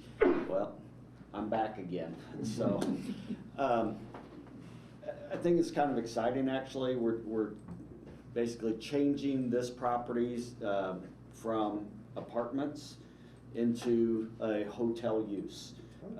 And so this will basically become it is not a branded hotel, it's a privately owned boutique hotel, which I think speaks to the culture and nature of Kirkwood Avenue itself. Smaller scale.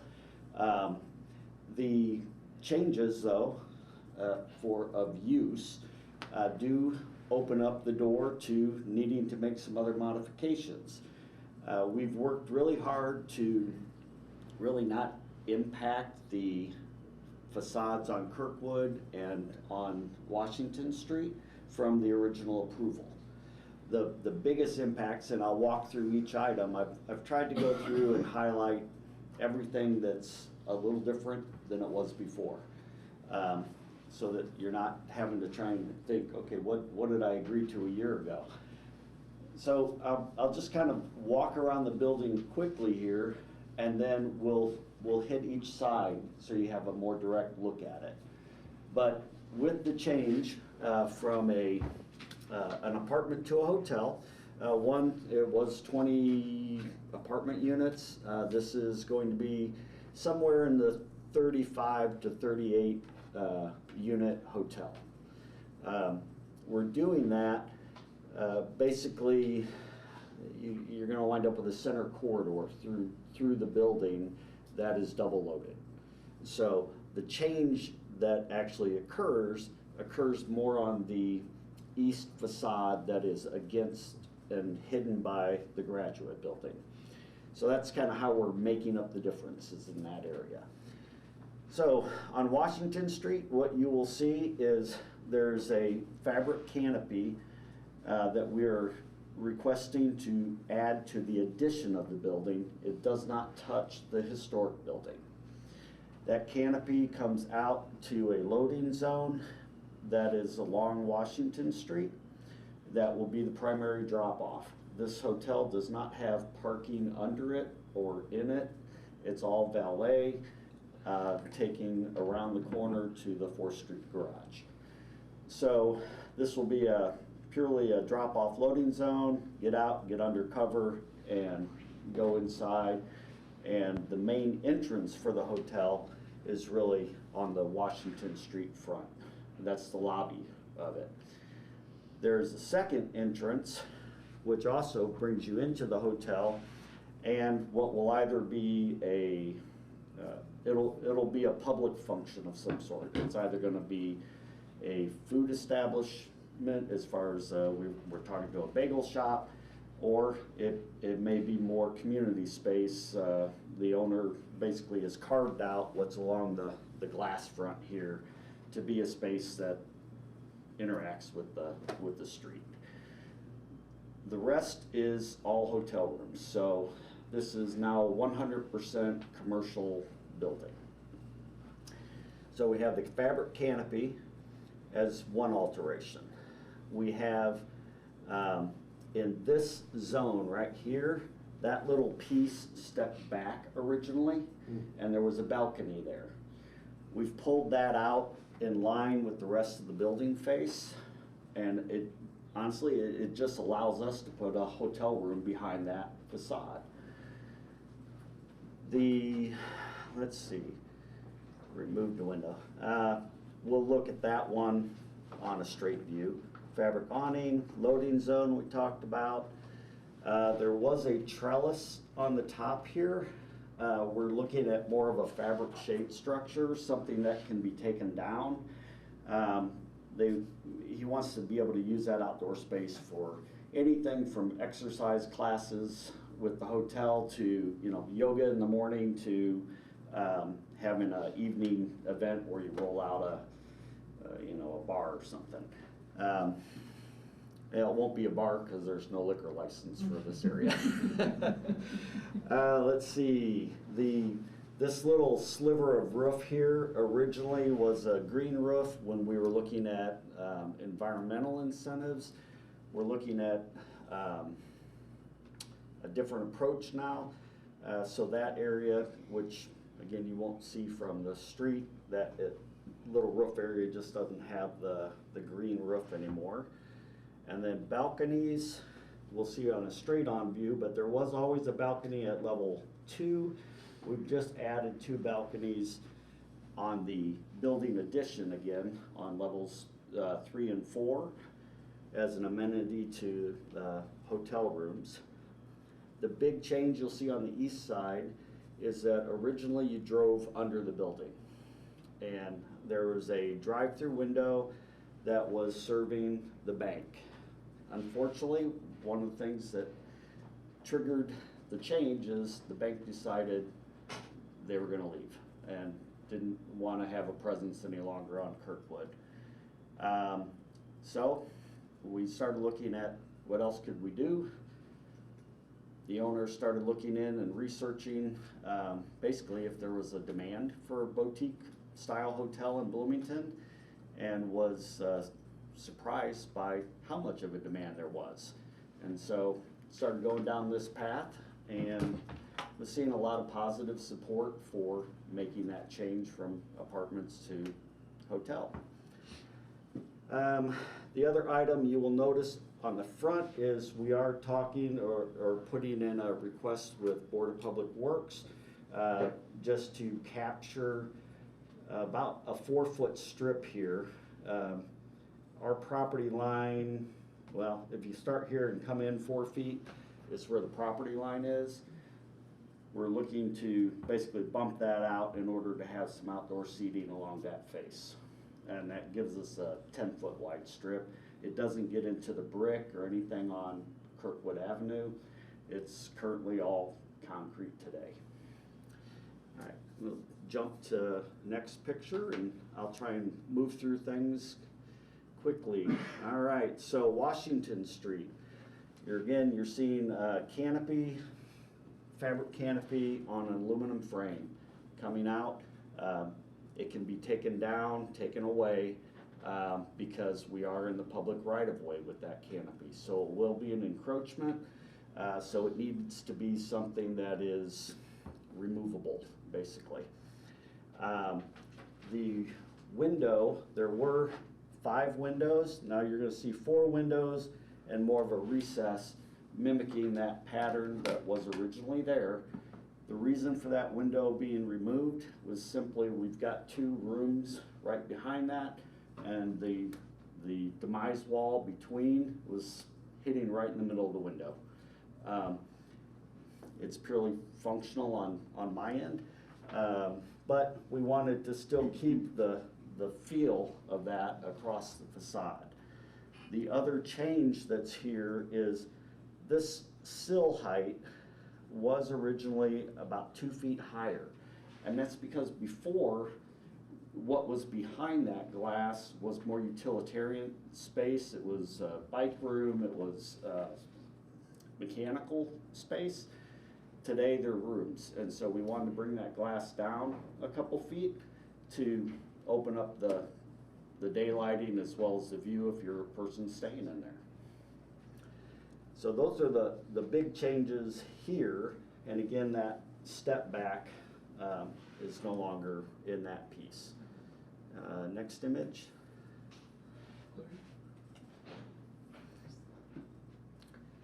Okay, kind of still same view, just a little clearer view of this piece continuing on straight, and again the canopy to where you can see that is it's about 3 feet away from the historic building where it comes back into the alcove and tucks against the building. That's about 8 foot wide, and then the height would be a minimum of 8 feet off the ground. Again, just so people on bikes or sidewalk, we're not going to interfere with anybody that's coming through. All right. Okay, Kirkwood elevation.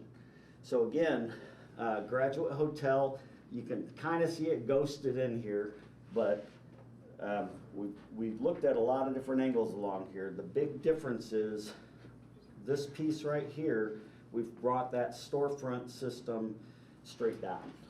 It used to be a hole, basically. It was the drive-through, you came out of here. The positive behind all of that, one, to me, it no longer feels like it wants to tip over a little bit.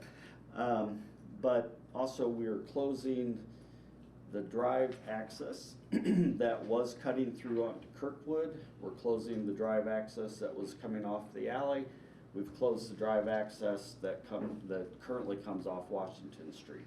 So now the building, if you're walking around the building, you're not being stopped or worrying about car traffic. So it's basically sidewalk all the way around it. That's not true. There's not a sidewalk on the alley side. There's sidewalk on the east side here that goes all the way from alley to street, and then sidewalk Kirkwood, sidewalk Washington. But again, that big change is this piece. This was just open air before with columns. Okay. Back of the building. So on the alley side, this piece of the building, no change. This piece of the building and going around, materials haven't changed. It was all basically a fiber cement siding from level 2 up. The difference is there were a pair of windows here and some windows, one set of windows down through here. Those were all vinyl windows. Now we've changed everything to a storefront system so it matches all the way around the building. Those are high because they're in, the small ones are above a shower area in the hotel rooms. The longer one here is there's a headboard for the bed, and then the bigger window for the unit is around the corner. Okay, and the other big change, obviously, sorry, is this was a giant hole before as far as the drive into the building. Alrighty. This side that is now against the Graduate. So again, materials haven't changed. Isn't that about a 5-foot gap? There's an 8-foot gap. 8-foot gap. So we've got an 8-foot walk that goes along. This little area here sets in, and that just gives us enough space that we can run bike loops. Part of the boutique hotel, this goes through to the lobby, is you can grab a bike and go. It's just a lot of little touches that we're trying to add as part of the experience. There is a gate at each end of that 8-foot walkway, and basically those are secured from the sidewalk sides and the alley side, just so it doesn't become a problem area. From inside, it's always egress. It would just be panic hardware to get out. And then if you're at a hotel guest, it's a key fob to roll back in. Let's see. So all along this facade, again, this area is, this is not a true view because you're 8 feet away is a 6-story tall concrete wall. So, but to try and help these rooms, instead of just windows, we've actually would put in a storefront sliding door system with a Juliet balcony. So even though your view isn't great, you can open up your hotel room if you want fresh air and I guess peek your head out and look back to Kirkwood. But so little things there. This whole zone here is the same as it was, so that would be the piece that is honestly viewable from Kirkwood if you were driving and kind of looking as you pass the building. Let's see, next slide. Oops. Let me go back to the plans. Do you wanna start with level one, or? Floor plans, if you're interested, I know that's a little different than, so Kirkwood Avenue, building entrance is the current entrance to the historic building. It'd be a lobby vestibule space, and this would be all part of that public area, probably from here up.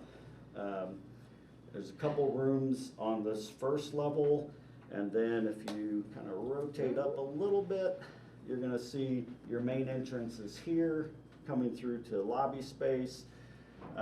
Again, this is boutique hotel, so it's not, you know, a huge lobby area. We are looking at taking out these two rooms potentially, and if we did that, I would open that window back up. And adding more of a kind of little bar area and stuff, whether it's a bar or a grab and go kind of food area, just as part of this lobby zone, more public zone here. Then as you go up the building, Sorry. oh, that's all right. Scroll here. One important thing that I failed to mention is when we close the drive under the building, the one thing that you'll probably appreciate is your original historic building is kind of this box, yep, right here, that goes up. This stair originally had to turn 90 degrees and cut into the building. These openings were cut into the building, into the original east facade. We've pulled that stair outside of the building, and I'm using just the window openings as my cut through to step into a small sleeping area. So the building box is much more intact today than it was with the original proposal. So Would you experience that on the stairs? I mean, would you see the old, original wall as you go up? I don't know yet. You could, honestly, because those windows are here, here, and here Right. with the stair. You kinda I would have could. to look at how I rate that stair and that assembly. In these areas, it could be, again, the window would be gone, but you could expose the outside of the building within the room as part of the finish of that room. I could give it character, it'd be Yeah. cool. So there's opportunities now that I didn't have the first go around. So I view each of those as positives. You know, the one thing that that is different, that I don't know how you'll feel, is it's not different yet. Could we look at a elevation again, or even that very first image with all the, yeah, that one's fine. So originally, this curtain wall system, we were replacing the glass in the curtain wall. The windows here are all, and this glass is all single pane. From a energy standpoint, well, on the storefront, I'll start there, or curtain wall. We were just replacing the glass, but we were doing that by adding replacing the stop and basically retrofitting that frame from the inside so that we could put a 1-inch insulated glass in there. With the hotel, it's even more important from a separation for energy efficiency, but probably the bigger is sound. You've got a lot of street noise. What I'd like to ask is, can we change it as a anodized aluminum curtain wall system frame that was originally put in the 60s. I would love to be able to put a new anodized aluminum curtain wall system in its place that is thermally broken, that has the 1-inch insulated glass, maybe even a sound glass. So what I'm asking is not the glass or the look, but to replace the frame with a new frame. The difference that would occur, that aluminum frame from the 60s was 2 3/4 inches wide. Today's curtain wall is 2.5 inches wide. So there is a 1/4 inch profile difference if you change the frame. So again, if I miss something, please point it out, but I'm trying to be fully transparent on anything that we've changed or would ask you to allow us to change. The windows on the side, these are original windows as well. What I would propose on those is to put a storefront system behind it. So just a clear pane, so that when you look through, everything is still the same profile, the same look, the original window, but it's gonna help me with heat, and it's definitely gonna help me with noise. So, all of that said, any questions? I know I ran through it fast. Let's just go around. I have a quick question, just, is that a new awning or is that a new awning? This one? Is that the existing or? That is the existing awning. It's So covered by the. today it is hidden by the fabric awning. We do have to, it's pretty intact. We've got to put a new roof on it. It does have a little internal gutter system to answer one of the earlier questions on how to drain it. And then it has lights on the underside. It's original, yeah. The lights would have to be replaced. They haven't functioned in a long time. It has kind of it's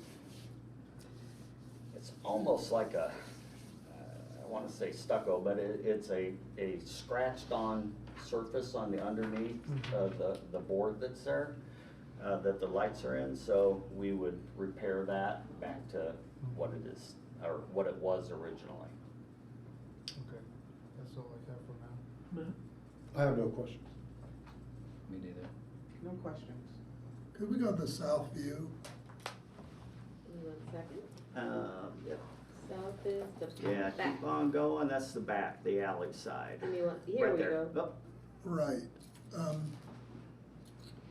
That's pretty visible, I think, on the corner. All of this is highly visible. And then as you come right. here, it gets, yeah. And there was a reason to do nothing on that wall before when you had the opening. But couldn't you carry at least those ghosts of the windows? Absolutely. 2 of them around the corner to just break up that blank wall. You know what I mean? Absolutely. I mean, we can, If you go back to the slides, it'll show both the windows and that back wall at the same time. Oops. One more. Yeah, that kind of ghosted, kind of pick up that Yeah, profile. wouldn't that be at least a way of breaking up that wall? I'm more than happy to do so. Yeah, I suggest that. And then, I'm not suggesting this, but you had a solution for keeping the old windows on the side. Would that same solution work on the front, where you put window behind window? The curtain wall system that's there, I guess my fear, and I haven't resolved it yet in my mind on the side, is condensation between the 2 window systems. And so to me, it's more, you either kind of rig it to help it be better, or you replace it to make sure that it's better. And it seems that it's going to replicate the Yeah. same window It's, opening. like I said, there is a 1/4 inch difference in the width of that profile, but the depth is very similar, I believe, to today's curtain wall. Thank you. I think you have questions. No, no questions. I just have one question. You made a comment about reducing the width of an aluminum member from Yes. 2 3/4 to 2.5. Are those members what supports the glass? Yes, so it's there's storefront and there's curtain wall. Right. Storefront, you will find is usually no more than 12 feet tall. Curtain wall, you can go up a skyscraper with. Right.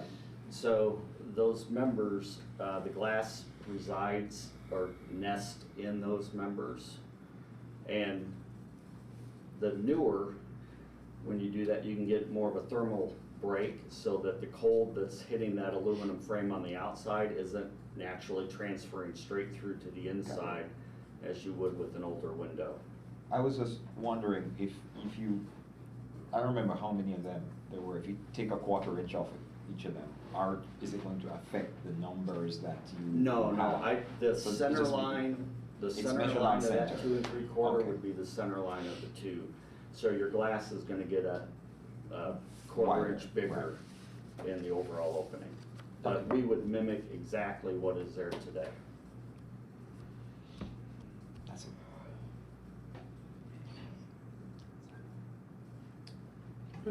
I got a couple of questions. So the last time you were before the commission, that was like late July of 2022, is that right? Okay. And then there was also a staff-approved change of materials of the Stone to brick. stone to brick, and that was the only staff-approved change at that time. Okay. Correct. So, looking at the south elevation now versus what was approved at the July meeting, the fenestration is different. Correct. The materials, okay, I just wanna make sure that's Yeah, it's also different material for the fenestration. different So- materials for the fenestration, and also Yeah. different, Different breakup of different that. breakup of the Yeah. materials. So, yeah, we went, okay, so I'll get to it. Would you go to the front, like the Kirkwood, something that shows that little rail? There you go. So this is a small thing, but would you tell me a little bit about what that rail at grade is made of? So that is an aluminum rail. Yeah, And you'll see that it's actually customized so that it mimics the windows on the front of the building. So Mhm. there's a small panel and then the taller panel, and then proportionally, it's just trying to mimic the style of the front of the building. I hear you. Okay. I think that is it for me on questions. Do we have any questions or comments from the public at this point? If anybody has questions or comments online, feel free to use the raise hand feature on Zoom. All right. All right, let's go around with comments. Ernesto? Well, it's more comment question. I really like the idea of still continuing a green roof on that portion. Are guests gonna have access to that? No, it is, and by the green roof area, it's 3 to 5 feet in width, but it is set down about 3 feet Oh. from the window line, floor line. And that is caused by the fact that in order to build above the building, we had to build a skeleton system through the building. And so we literally have, you've got a roof structure, and then you've got a floor structure above the roof structure. Yeah. So that's what keeps you from being able to literally open up and walk out. That's all I have. I know there was a lot of concern and hard work on everybody's part on the first go around on this, and so not being quite having the level of architectural expertise as the folks who worked on it, I will defer and just listen to the comments of the ones who Then do. I'll open it up again for comments yeah, after. fair How's enough. that? Daniel? Okay, Elizabeth?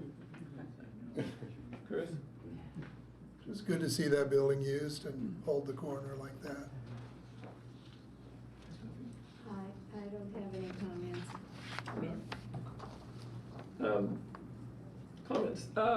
So I want to thank you for, like, that, we went through a very long process, and I felt that the building at every iteration got better and better. And what we were always pushing you to do was Duncan and Marlene and myself, was make the building background to the existing building. And I think some of the moves that have happened in its transition to a new program have actually strengthened that. And some of them, not so much. But those are the ones I want to address. So I think you know, the larger form of the building works, and it works better than the original, the previous iteration, because it's less busy. It's got fewer ins and outs. It, you know, sort of has a, you know, a strong line at the east facade. So, and most of your fenestration is pretty simple. The things that I'm a little concerned about are the things that are either busy looking or things that don't jive with the palette of elements that you have going on. And the one that screams out to me is the awning. It looks like a 1980s postmodernism hotel awning. And, you know, I appreciate that you're gonna have to move it. But I think you could do something that's a flat plane in a very similar way and have a column that's not necessarily right on the corner. You know, give me a little cantilever and give me a flat plane, and I'll be happy with that. Okay. The other one, you know, is the rail at the grade. You know, appreciate you're mimicking the fenestration, but it's really busy. I just keep it really simple and have, like, you know, a couple of stainless steel posts at like 6 on center, and, like, you know, just make it a slim, elegant thing, because, like, you know, a less is more kind of thing. So it'll disappear, which is what you're doing with your balconies, which is your rails at the balcony. Have it disappear.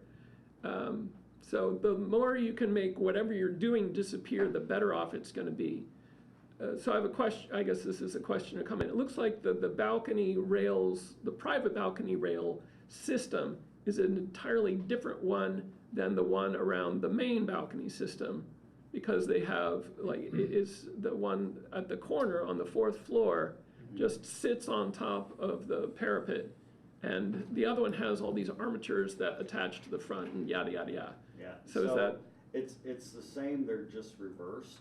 So the one that's on the balcony is actually anchoring to a parapet wall on the back side. Mm-hmm. So you're not seeing it. So you don't see it. Yeah. On these balconies, it's anchored to the front side. Gotcha. We can. I mean, you could put a little fascia board outboard of that or something to hide all the nuts and bolts and whatnot. But yeah, I mean, that might work. We can do a build out on there. That was more of a, I'll just say, simplicity in construction. Yeah, I just want to make sure that you're limiting the number of elements that you're using, if that makes sense. So your palette of materials is spare. Is that understandable? Okay. Okay. Yeah. Are they the same finish, the balconies? Yes. Okay. Yeah. That's good.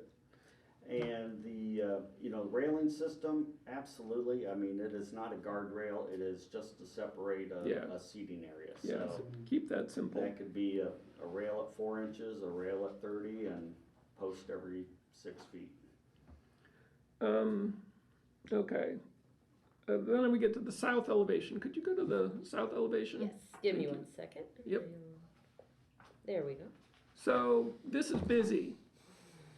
Your original one, it had bigger fenestration, and I get, you know, this is a different program, you're gonna have different uses behind it, but it was just one material that went and turned the corner. And this calls attention to it, which, you know, it's an inexpensive material, right? And is this gonna be like a fiber cement lap siding? Yes. Okay. That and panel system. Yeah, so the panels are of what? Fiber cement. So they're all fiber cement? Yep. Okay, so I would Would you take away windows? I wouldn't necessarily take away the windows, but like get rid of all the trim, get rid of, all of the, Those lines, make it, Just a simple, keep it simple. okay. Cause like, this is the part you don't wanna call a lot of attention to. So I'd get rid of the color differentiation. I'm talking like the front Kind of quarter like- to the west, that's fine, but everything to the east, Just dial more it down. just Kinda keep one simple, Yep. And then once you get around the corner, it doesn't matter, yeah. because it's the alley, who cares? But this is a really prominent facade coming, up the street. Is that one-way street? Is that a one-way? Can't remember. I can't remember. It is, it's Yeah, one way it's one way heading this south. way. Heading Yeah. south, Yeah. You're driving That this way. way. Yeah, so it's But- pedestrians But if you're going that way. walking, Yeah, once you get past the church, mm-hmm, you can look down the alley, it will open up. okay, so yeah, so, But I'd say it's not a drive view. yeah, I mean, it's a pedestrian view, but it's from the church and people going into the church and up and down to Kirkwood and that sort of thing. But, to me, this is less successful than the earlier iteration from there on over, mainly because that you've accentuated the trim and the openings, and it's sort of more zebra stripey or something. It's And I'll, in all honesty, I had it much more plain, and it was bugging me, so I kept playing with it. all right. And sometimes you overplay. So simplification, not a problem. And, again, maybe picking up that articulation in the brick or some kind of relief to just give some shadow line. The horizontal trims, do you carry that from the back and stop, like turn a corner and stop? I Or do wouldn't you even just turn the corner. Just I mean, stop? Just Yeah. stop it, because Okay. that's your alley, right? And then Yes. anything you see from the street, you don't want it to necessarily turn that corner. Just Okay. keep it as plain as you humanly possibly can. I think that's the bulk of it. Okay. I guess from a process standpoint, is it possible to ask for approval with conditions? Like a Or with a staff condition review? of coming back, or something with Yeah. changes? Are you comfortable with that, Yeah. given all that we've been? And we can do something like the last time where the staff review had a few architects look at it, Mhm. Right. commissioners, just give it. And I did promise I'd open it up again for Sorry, comments. Yeah. Mr. No, that's okay. I just wanna follow up and underline the comment on the canopy. That's a good one. I mean, one of the issues, the reason I ask about the original canopy on the front on Kirkwood is because when the band was there, they installed this other canopy. Mhm. that And it's kind of reminiscent yeah, of that one. that's why it kind of triggered me because yes, I know. That's why it was frozen at one point. So I would encourage you to think about other ways, perhaps. I mean, this is, I don't know, in essence, what the message is for the image, personality of the building, but it could be something where it's not even touching the ground, that is being holding back by the building, so that it's easy. I don't know. Yeah, it's I a don't- pretty long span. I don't know, right? Yeah. But I do agree that it could be some kind of same language from the original building, so meaning that it's flat and not bringing this fabric from, single upper stein type of thing. So I would encourage you to really look at that. And I think you can do a very simple, maybe it's, a foot and a half tall or something that is, still has a little slope to the roof, just for getting rain moving in one direction. But as you were saying, Sam, you hold back a few feet from the edge, so you do have that feel of the cantilever like you have on the front. You pick up on the scale of the existing canopy as far as that front profile. All very, I think, moves to improve. You could do interior gutter again though, couldn't you, and keep it flat? Yep. Yeah. The other thing, look, sorry, do you have other? I was gonna add just, that's probably not a true view either, is it? Where would you see, where would you ever see that view from? Well, You'd be you're inside probably the doing something you're not Methodist supposed church. to. Yeah. You're inside the church looking out on a side window, yeah. You're in trouble. I just wanted to confuse things a little, I'm not Yeah. bothered so much by that side. But looking at this, it makes me think, like, you know, how I was harping on your rail at the front being busy, and if you simplified that, you know, Have that these same little, language. yeah, some similar language for all of your security gates too, just keep the palette simple and, Yep. Maybe stainless is what you're thinking, maybe. well, I don't wanna necessarily, you know, blow the whole budget on a security gate, but, you know, you don't necessarily have to have the little, circly bits at the top and that sort of thing. Yeah. But, so more of an international style, Clean line, yeah, simple. clean, yeah, cause they carry it all through. Okay. Can I ask you one more thing? Certainly. A lap siding, you don't think it gives a little bit more of a not boutique hotel feel to it? Why not just do it smooth? You could do that whole facade, in more of a paneled system. Would you need a break in a smooth panel though, or could you go that full distance? Oh, it would, I mean, if I did,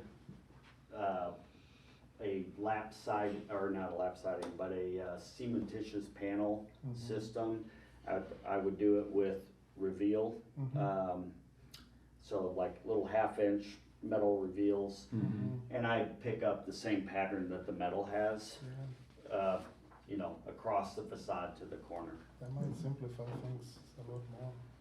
It would just be, you know, it wouldn't have maybe the same reflectance as the metal would, but it could That's pick not- up the same color and Yeah, just and pattern. that would, I mean, if you'd be willing to do that, I'd find that preferable. Yeah, I think so. I mean- It just gives different vibes, having this lap siding as opposed to more of a Just a commercial, Mhm. well feel to put it. together. Yeah, because you have elements like that on the corner, right? Yeah, so when you come So- around the corner, that's still all the metal Right. system. Mhm. I understand it's the alley and it's not as Yeah. important and all that, but doing lap siding might not be the solution there. It's, yeah, and I think at one point we had suggested, I had suggested. Doing that under the. Underneath, because Yeah. it's like a commercial, I mean, it's more commercial and a little more durable than some lap siding, because this is a much more of a residential material. And it might be less expensive to do than a panelized system, but it might not. I mean, if you're just doing a, The lap is less expensive than the panel system, just because of the trim in Yeah. between and all of that. yeah, But it's not out of the question at all. yeah. Um, But, you know, generally I'd be fine either way with a lap with like, you know, monochrome or even a panelized trim, slightly preferable monochrome. Okay. So what kind of motion do we need? Conditional approval, staff review. But you have to list what you want for staff review, because there are there have been multiple things mentioned, so like be specific on the, like, Sounds like railing, south elevation. Right. and canopy. South elevation, Yeah. canopy. Can we group them just as elevation revisions without being specific? That I think is a little too, Otherwise, Vague. unless you list them and then what if we miss one? I think- well, and, I mean, but I believe the petitioner has already known, had at least known to apply for a separate staff COA for very minor revisions. And I'll let him know if they're not minor enough, and then he can come back. There are two things that I'm reminded we haven't addressed when I was trying to list these things. One was the change of the storefront Yeah, that's the other one. size. And so I think we need to talk about that. And the other one was one you brought up, which was is it, would you go to the Kirkwood Street elevation? Of course. The drive-through. So right now we have this storefront, boom, boom, boom, boom, all the way back. Would you be willing to punch that ground floor back just a scotch? Or like change, like darken it up so it's not the stainless, so it's, I don't know, so it The anodized finish? yeah. And I'm just throwing stuff out there. I'm not saying do this. I'm just saying how do you like sort of honor that this was a drive-through at one point. Oh, you're wanting to recess it a little bit? Yeah. Oh, Right. okay. Yeah. Huh. I guess I feel like it's already recessed. Just by, I mean, yes, it is in the same plane as the building here, but that line is already set coming down the face of the building. I see what you're saying. This might be, I have a very terrible idea, and I apologize for that. Okay, let's hear it. This might be one of those very, very rare instances where I would actually really enjoy seeing the outline of a car drawn. And I apologize already, so just threw that out there. I second that. As long as it's not a car driving into the store. Or a drive-in. Cars. Yeah. All right. So okay, let's go back to the storefront. I don't have any problem with replacing it. I mean, it has, the pros, I think, are really good for replacing the original. Oh, you're talking about curtain wall versus a storefront? The existing curtain wall that is here today versus putting a new curtain wall in its place, and there's the profile difference. That doesn't perturb me. I think this is about as keeping the close same to finish, like to like as. clear anodized finish. Yeah. And it's gonna be energy efficient, Yeah, it's gonna be better. condensation, it's just gonna be sound. That's gonna be good for it. Yeah. It'll travel through time better too. Yeah, actually. All right. Well, I'll really push the limits then. Sure. On the, can you go to the Kirkwood elevation? I'm sorry, the Washington Street. Yeah, the west elevation. Yeah, go up probably. Sorry about that. That's Here all we right. go. No, yeah, this Yep. is it. Yeah, sorry. So today, these 4 windows were replaced in the 80s with storefront. These 6 are original. Could we go so far as to put storefront in those 6, as opposed to putting a window behind the window? This one is. That I have. That makes me. The frame size of the original. It would be a very different look. Yeah. Those metal windows, it is a steel window. That profile is maybe an inch, inch and a half. The bottom, these bottom pieces are operable. Well, they were at one point in time. Most of the hardware's gone. I mean, if you were gonna do like a Hope's steel window, you know these guys? Hope steel window, where they custom kind of build them. They're basically that with a thermal break. They're steel industrial sash windows. They're hideously expensive. HOPE. I hope you don't have to spend that much money, Hopes. They're the real Cadillac. deal, yeah. Okay. But I think you guys still. I think we're still good, yeah. And I had no concerns about that. From a guest experience, not having air leaking on a cold day. That's gonna kill it. they sell the owner on, let's spend some extra money. Why don't we just It's worth have the it. class with Yeah. revisions? How long is it gonna Okay. take to pencil in the revisions that we need? I mean, I think we're So, yeah. to the point where we can, if you're comfortable doing it with a staff review, we could do that, or we can ask them to come back with the changes. I'm happy either way. He has an honest face. I You didn't talk to my wife. Sir, I was trying to work. Don't push it, don't No problem. How much delay will it cause you if you come back? How much would that do? It's another step in the process. I'm happy to go either way. I've been working with the committee for quite some time. Hopefully, you've seen that, I'll do what I say I'll do. Oh, sure. Um, It might even be easier on staff if you just get it cooked and Cook and bring it back. but That's up to, That, in the end, I think it's the HPC's, Staff approval. It's a 6 of one, half a dozen of the other, it's like, yeah. So I'm looking for a motion. You don't have a problem coming back? I'll be coming back to talk with staff, or I'll come back to talk to with us. all of you. All right, let's just come back. What's the calendar? Yeah, it's the timing on. that's a very good question. Yeah, I guess I should ask what the delay would be, so if it was the next meeting, that's one thing. If it's, a month and a half down the road, that So I would rather work with staff. Yes, so give me 1 second. I believe that the next meeting, bear with me and thank you for your patience. It's been already a long meeting as it is.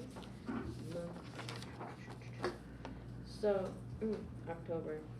The next meeting would be Thursday, the 12th? 12th.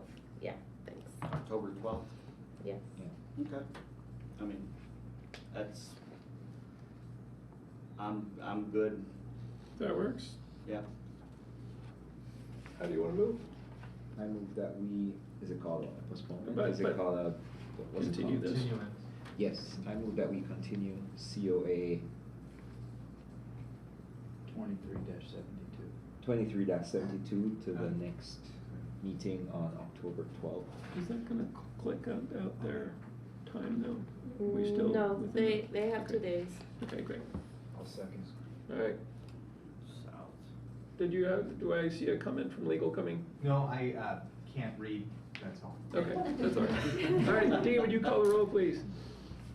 Ernesto Castaneda, Yes. Daniel Schlegel, Yes. Sam Nissaler, Yes.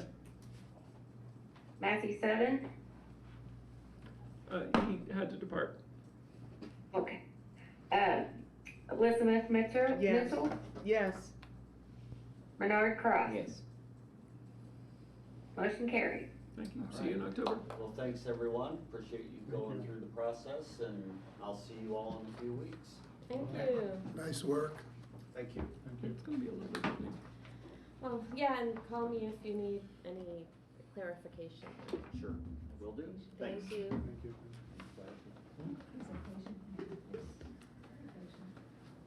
Okay, so COA 23-73, 118 North Walnut Street. The petitioner, Matt Ellenwood, is actually online, and so is Eric. I can make them. I'm going to. No, I'll allow them to speak in a little bit. So. This building is located in the Courthouse Square Historic District. The petitioners are requesting to install a deck on the rooftop. Rooftop additions are referenced in the guidelines via the following. Rooftop additions may be considered and should respect the character defining features of the site or structure. Where permitted, care should be taken to make it minimally visible from public ways. Minimally visible is defined as any rooftop addition which, when viewed from public way, ways due to its placement and size does not call attention to itself nor detract from any significant architectural features. All rooftop additions, including rooftop equipment and utilities, will be carefully viewed on a case-by-case basis for their appropriateness of location and visibility. Additionally, the massing, materials, and details will be reviewed for their appropriateness and impact on the character-defining features of the district. Staff recommends approval of COA 23-73. The proposed deck is not visible from across the street and barely visible from the other side of the courthouse square. There is a substantial setback from the building's parapet for both visibility and safety. The materials are compatible with the district guidelines as they are visually different but do not impact the facade. And here's a bit more context. So this is a view from the roof just behind they're also proposing to rebuild the staircase structure. And this is a view of the building from across the street, and you could barely see the staircase structure from here. Where's the staircase go? To the top of the taller building? Down into the building below, It's a roof access staircase. from the third floor. And here are the plans. Oh, that external staircase. There isn't an external one, there's an internal one. Okay. And yeah, so you can see the deck placement here. And the roof,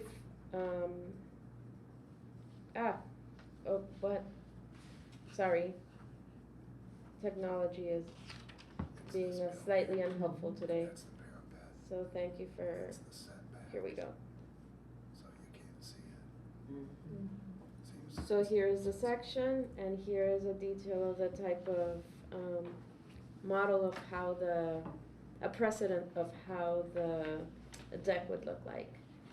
And yeah, so part of the deck would have a brick veneer to the side of the building so that it covers a little bit, protects a little bit from the neighboring structure, the view of the neighboring roof.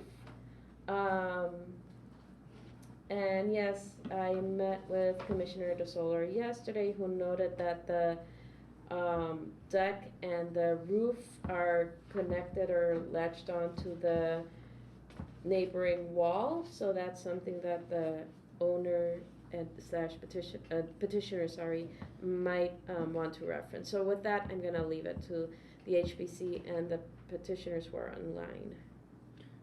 Does the petitioner have anything to add to Gloria's presentation? Can he talk? Yeah, hi, this is Matt Ellenwood, and add a little additional background. So there's an existing, it's kind of a temporary stair really, to this roof stair enclosure.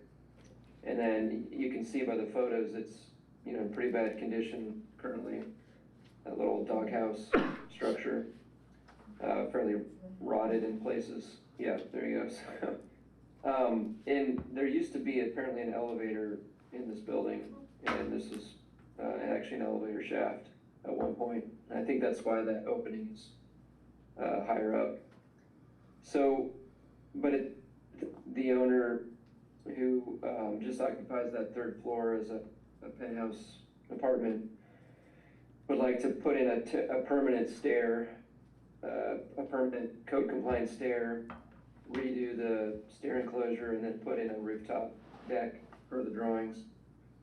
And so we just wanted to come before you to make sure, what we were doing was appropriate, and it is set back, that's, intentional, just to keep, be far enough back behind the parapet that is, that front railing's not gonna be very visible. And it's gonna be glass per the images, the image that was provided.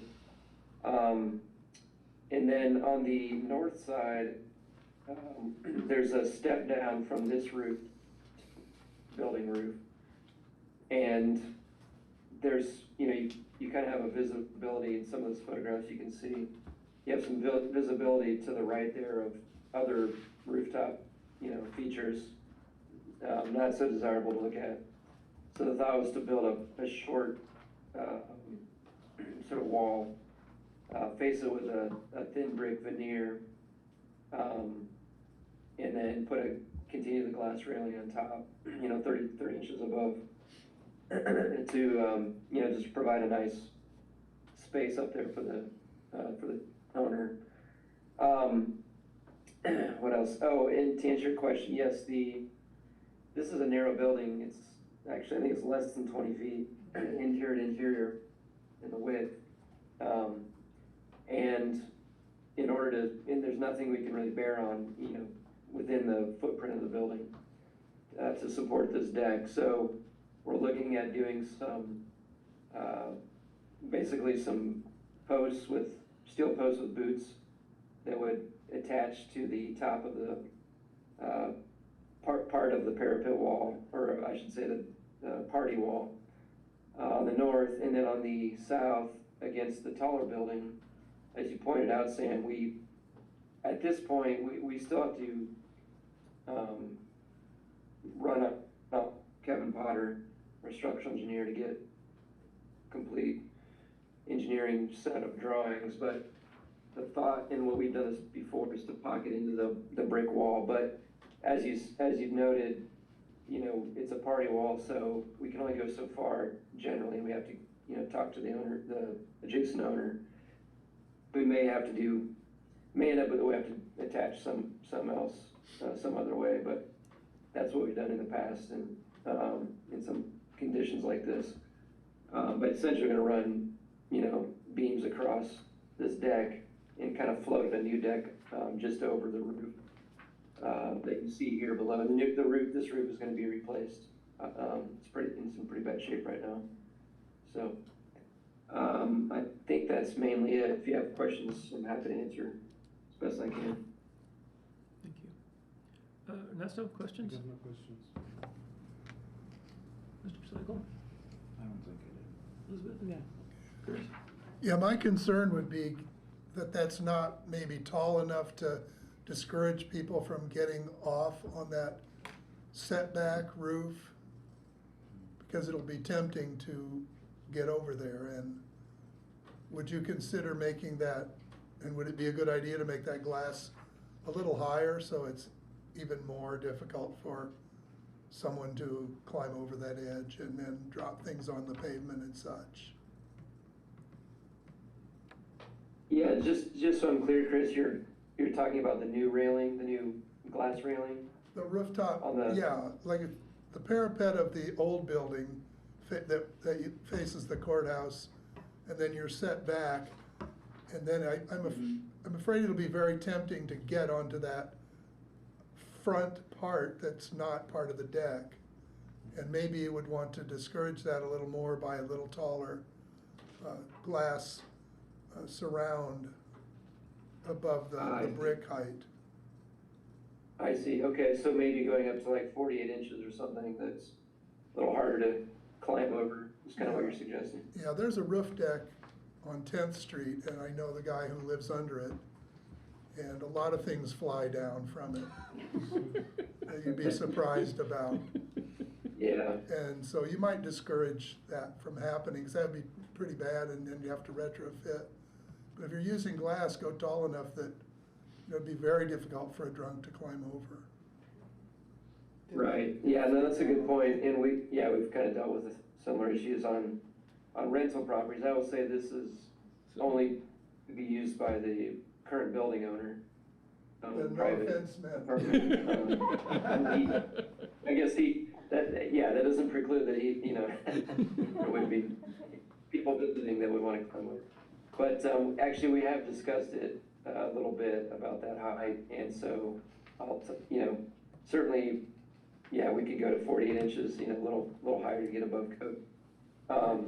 In the long run, we don't know who will be using the deck. That's all. Sorry, what's that? Well, I said in the long run, we don't know who will be using the deck in the future. That's right. Sure, in the future, yeah. Questions? No questions. No. Matt, I got a couple of questions for you. One is, what's the actual dimension that the guardrail is set back from the west end of the building? West? Yeah, west. Yeah, that's, I guess it's not on the drawing. No, sir. Give me one second, let me pull up the drawing. If you go to like the You want the planner? or the- north-south building section, that's perfect. Yeah, I have to open my CAD file. So part of the, what drove the exact location, and actually it probably will determine it in the field even to the, exact spot. On that, there is an cover of some sort, metal cover. You can see it in one of the photographs, looking toward the front of the parapet photograph. So we want to clear that, but we also want to clear, well, I guess maybe that's a different beam. I'm sorry, that's a different beam. The one that goes past that skylight, you can kind of see in this section. Mm-hmm. We can have to straddle on either side of that skylight. Mm-hmm. And the one to the furthest to the west, I think we just went another, was it 10 feet or 9 feet? I'm opening a CAD file right now and I can tell you. Okay. I did measure this, like some of these pieces, the metal cover and there's a vent on the north parapet. So yeah, give me a second here. Yeah, I mean. You want from the front of the building? Yeah, I'm just curious, from the face of the parapet to the face of the rail. Yeah. It's like, how far back are we talking? And it's, plus or minus a foot. Yeah, so it's I'm showing 19 feet one from front of building to the front of the new deck. Okay, so about 19 feet. All right, and about 19. Cool. All right, so, and when you say cast brick, what do you mean by that exactly? Like thin brick veneer. Okay. Yeah. So, all right, so I'm looking at the east-west building section, and that cast brick is going to be visible from like North Walnut. So you have like maybe a foot of the glass stuff, and then 3 foot of this brick veneer, and then under that you've got framing lumber, right? Right. Yeah, there'll be a deck with framing, and then probably wrap that with some kind of finish trim. Yeah. That just seems weird to me, to have brick bearing on pressure treated lumber. Yeah. Yeah, I mean, I'll be honest, the thought of the brick was more from the inside kind of feel of the deck, right? Something that is compatible with the brick wall, to the south. And gotcha. I mean, we got no purview over stuff that we can't see from the inside, so you can do whatever you want on the inside. But I would suggest doing just doing a fence up there, doing some like wood 1x6s, like pressure treated 1x6s or something, instead of the brick on top of the wood. Because that's, I think that's gonna be, there's a lot of transitions up there and it's gonna look busy, and I think having something that's a little simpler from the outside would be preferable. Sorry, that was a comment on the question. Will it be visible, and if it is, you want it dark, or? If it is, yeah. Not calling attention to itself. Yeah, I mean, I don't know, is that actually gonna be visible, do you think, Gloria? That front corner? I honestly don't think it's gonna be very, like, if it's visible at all, I highly doubt it because. Yeah. Okay. I mean, I just think from a maintenance standpoint, I wouldn't bother with that cast brick on the outside. And it looks weird if you're ever up there. That's a good point. Okay. The only other question I had was, like, have you actually figured out, or has the owner actually shown you a plot plan where the property line is? Because I looked at this building on Elevate, and the assessor's got, and the lot's 22 feet wide, and that's sort of all taken care of. Like if you look at, Gloria, is there more of a front-on elevation shot of that building with the building next to it shown as well? Or is this what we got? There is one. This? Yeah, that's perfect. So my read on it was like that the property stops at that line of, so what you're talking about having Kevin Potter do is like cutting holes in your neighbor's building. And I've even if it was your building, I'd still be uncomfortable with that, because you're introducing water into a place that water wasn't before, and that's some concern. I mean, it's not visible from the public right away, but we're also trying to preserve these buildings here. So when you talk to your structural engineer, I would strongly suggest you come up with an alternative method of supporting it on the south side. Mm-hmm. Yeah, no, like you said, it's something we had to, we need to really further investigate, and yeah, if we determine that the property line is, right at their building, then yeah, it's, legally we really can't, go into it, and we'd have to have some kind of agreement even to attach it, so, I'll certainly talk to Kevin about, ways we can attach or from that break. Gotcha.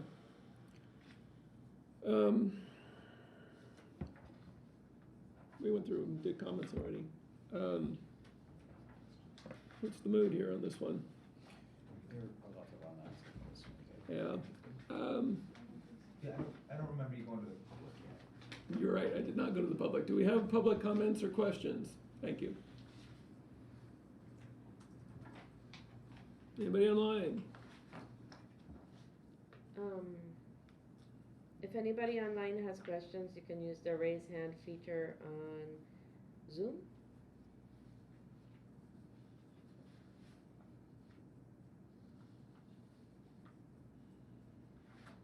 All right, hearing none. Do we want to have a motion? I move that this one comes back. I keep forgetting what's the wording I use. Continue? Yes, I move that we continue COA 2373. 2373 to the next meeting on the 12th of October. Do you want to say why? Yes, there are lots of unanswered questions. There are questions about dimensions. There are questions about whether you can bore holes in other people's walls, and there seems to be a lot that the property owner needs to clear up with the engineer. I say that he comes back when all those questions have been answered, and we can make a decision then. All right, do I hear a second? I'll go ahead and second. All right, Dee, would you call the roll? Ernesto Castaneda, Yes. Daniel Schlegel, Yes. Sam DeSaller, Yes. Elizabeth Mitchell, Yes. Bernard Cross. Yes. Motion carried. All right, thanks. Thanks, Matt. I think it, generally it works. Just let us know how it's going to get held up.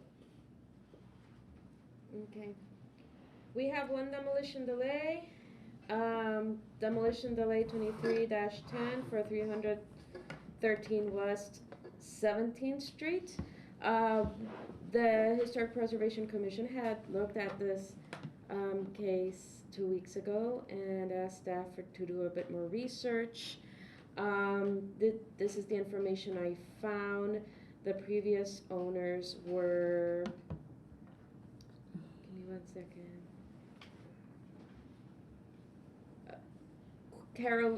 Clara Lee Showers Black, born in North Vernon, Jennings Country, Indiana, 1940, passed away in 2017, and her husband, Robert T. Black, was born in Columbus, Indiana, and passed away in 1993. So Clara Lee Showers was the owner and operator of the Wigwam Boutique. She was a member of the Eastern Star in North Vernon and the Bloomington Elks Lodge Ladies Auxiliary. She loved playing slot machines, working in her wig shop, and helping cancer patients and their families. This is from the obituary. Here are some photos that her family shared online. She was also a local beauty queen.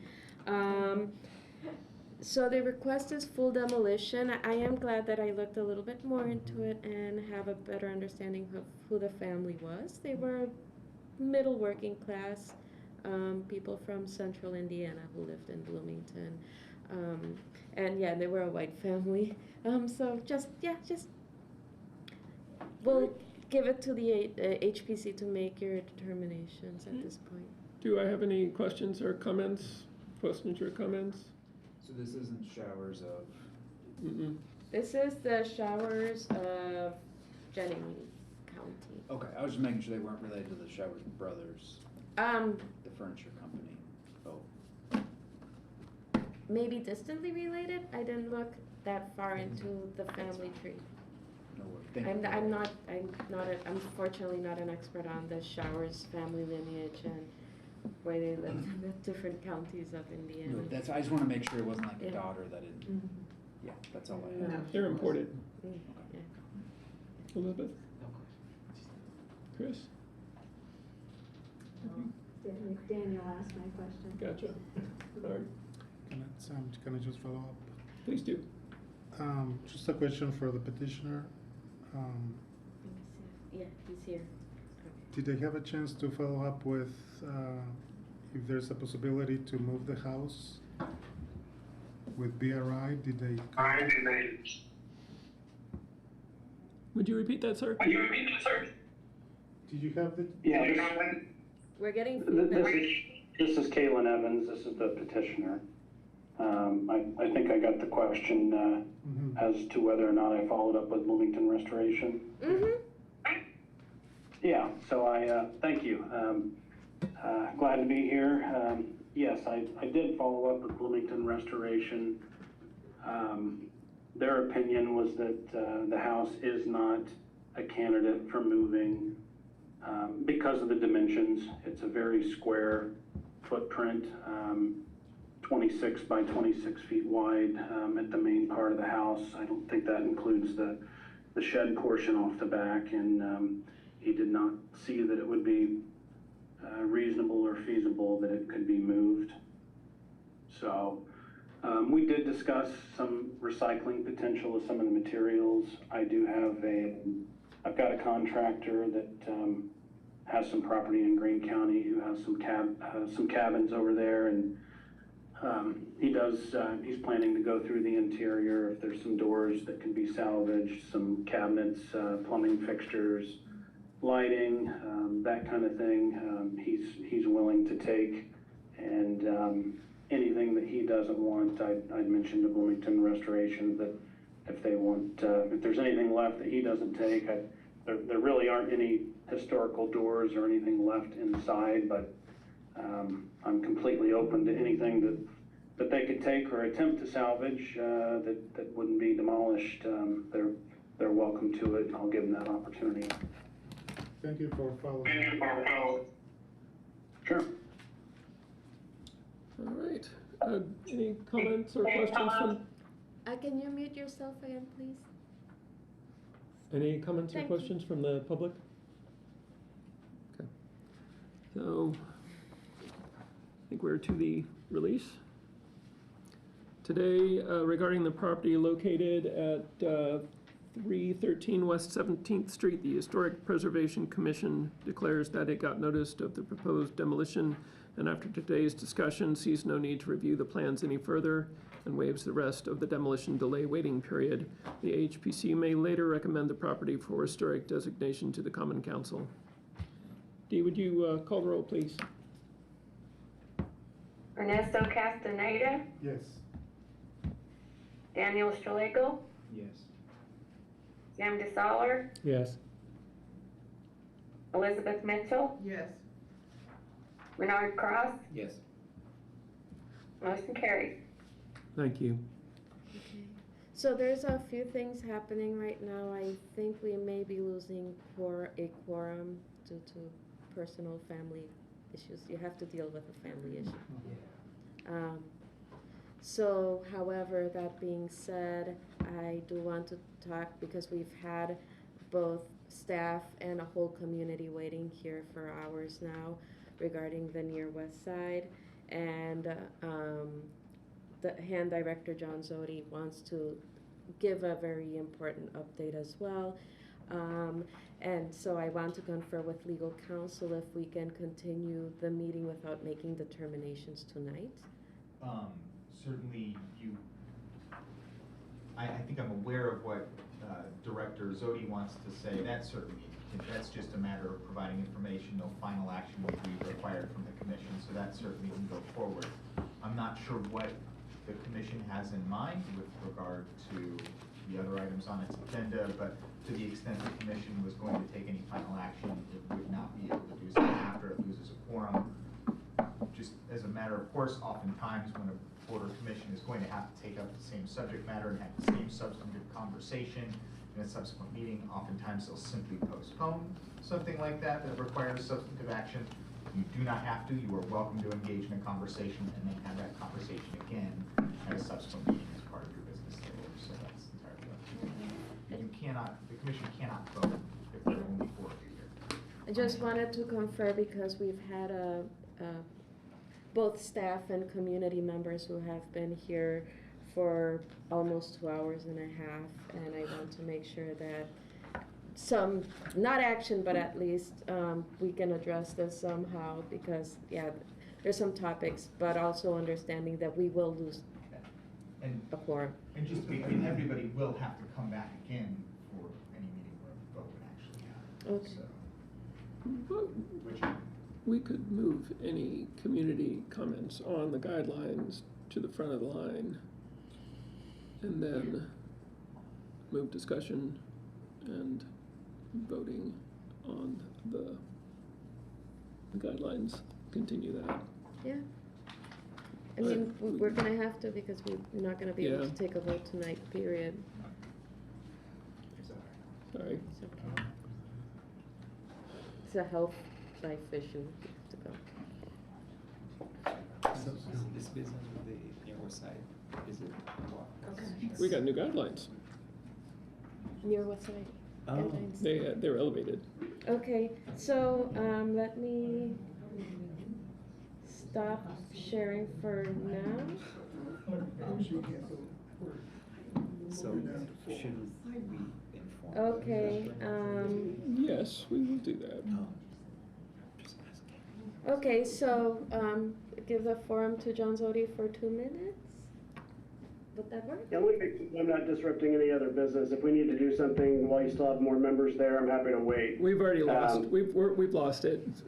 Okay, all right, okay. Well, this shouldn't take very long. I'm happy to follow up with any questions, but I want to let the commission know, follow up on an issue from earlier this spring. This was reported out also at the Board of Public Works on Tuesday, but the Princess Theater, 204 North Walnut, will soon have scaffolding up the facade. We issued an unsafe order on that last March, and there were a lot of subsequent events with the ownership of the building and so on and so forth. But we are awaiting a structural engineering report to see what repairs might need to be made. As you know, that's a terracotta structure and one of the only ones in Bloomington, I think. And replacing that material or getting repair material will take quite a while from our understanding. So the plan right now, from what we understand from the owner's estate, is that scaffolding will be put up next week up the front of the building while we await repairs. So I wanted to let you all know about that. It's a very visible place, and want to make sure that you all are in the loop on that. So happy to answer any questions if I can. But we have discussions with our staff. Is for those of you who don't know, we administer the unsafe building law for Bloomington, and spoken to risk management here at the city, and obviously in touch with the owner's estate, who is managing this process. So want to let you know. Any questions? I've got one. The facade is actually owned, isn't it, by BRI? Or who? There's a preservation easement with BRI, and Yeah. so the estate is in the process of reaching out to Steve Wyatt. That was one of the discussions we had. And so that is part of the process, but you're right, Sam, that they do have an easement on there. And so the scaffolding should go all the way up the facade to look after the parapet, and that's part of the issue we're encountering. So I just want to make sure they are in the loop as well. Thank you. yeah, that's part of that. It's on the list. All right. So being talked about. Thank you. All right. Thank you.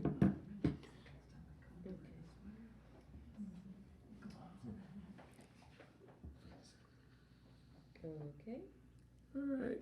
Give me 1 second. Let me pull that up.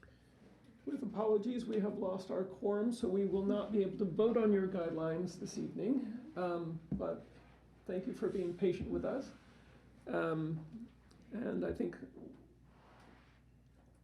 I would appreciate, if you had anything to say about this process, where you are. Come on up. Come on up. Tell us what you think.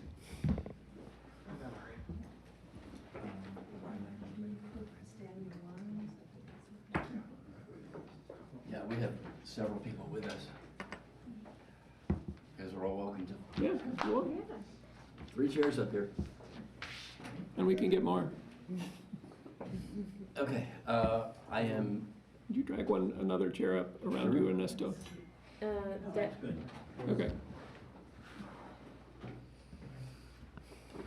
Okay. There you go. Okay, so who we are. I am Peter Dorfman. I'm sort of the informal chairman of the committee that wrote these guidelines. To my left, I have Sandy Clothier, Bob Grice, Olivia Dorfman. The normal process for drafting guidelines for a historic or conservation district calls for involvement from hand, so that in our case was Gloria, and from the Historic Preservation Commission, in this case it was Sam DeSoler, and Commissioner Karen Duffy was also part of that process as a member of the community. There were actually a group of 10 volunteers. We have been a conservation district since December 2019. For the 3 years after that, it took us about 10 months to write the original guidelines for the conservation district, and that's what we've been operating under ever since. In December 2022, 3 years passed. That previous summer, we held the state law required vote within the community as to whether we wanted to elevate to a full historic district or not. We had the vote. As is typically the case, I don't believe that a conservation district in Bloomington has ever survived that vote. So we elevated in December 2022. Our goal in writing new guidelines in recognition of the fact that we're a historic district were basically twofold. We needed to add material to recognize the fact that we now had purview over renovations, which we didn't as a conservation district. I know you all know this, but this is just sort of for the record. And the other thing that we wanted to do was clarify a few things that had become sort of loose issues. So in particular, Sam advised us that we would be really well served if we got very crisp and very specific about what we wanted to have purview over and what we didn't want to have purview over. And that was actually something that we were thinking about anyway. We promised the community when we became a designated district, we promised them a light touch. So there's an array of different approaches that districts have taken over the years. We wanted to be sort of toward the lean end of that. And we wanted to preserve that spirit as we went forward. So as you go through the guidelines, you will notice there's this long, long table in which we identified the kinds of issues that we either wanted no review on, or we were content with staff review. And then there were other issues where we felt it was important for the HPC to weigh in on these issues and for the community, the design review committee which we've established. So all of those issues are kind of displayed in such a way that you can easily see who needs to get involved in a change along those lines. And there's also, at the beginning of that table, there's a list of things that we don't want purview over. As we went through the process of having a vote over whether we wanted to elevate, one of the things that became apparent was that people were seriously worried about the fact that we might get involved with their choices of paint colors on the exterior. We have never had any interest in regulating what color people painted their houses. And about halfway through the election cycle, we found that was a big issue for people. So we got really specific about that. Paint your house any color you want. So once again, even though it was basically a revision of the Conservation District guidelines, it took us, again, about 10 months of dedicated work to get this done. But we're satisfied that it's done, and we're pretty happy with the results. I have a comment on an issue that has come up in the review of these guidelines. In particular, I want to respond to the September 22nd memo from Planning and Transportation on the guidelines revision. That memo is page 90 in your meeting packet. Gloria, can we go there? Yeah, I'll pull it up. This I interpret to be planning's response to what we've created. I want to address the 6 numbered items that are in this memo. I'm going to do those in reverse order.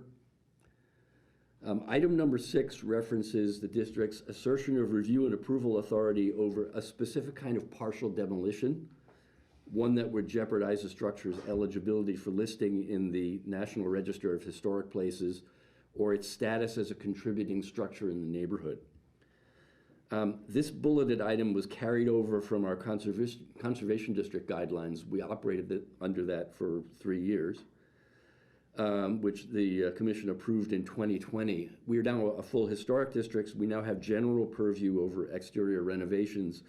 So we feel this bullet is no longer necessary, and we're content to delete it entirely.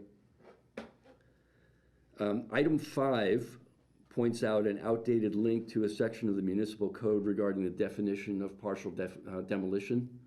We'll update that link. We found the proper link, and we'll update that. We're not actually sure what item 4 refers to. I see we're represented by planning here. I would invite a clarification on what actually we mean.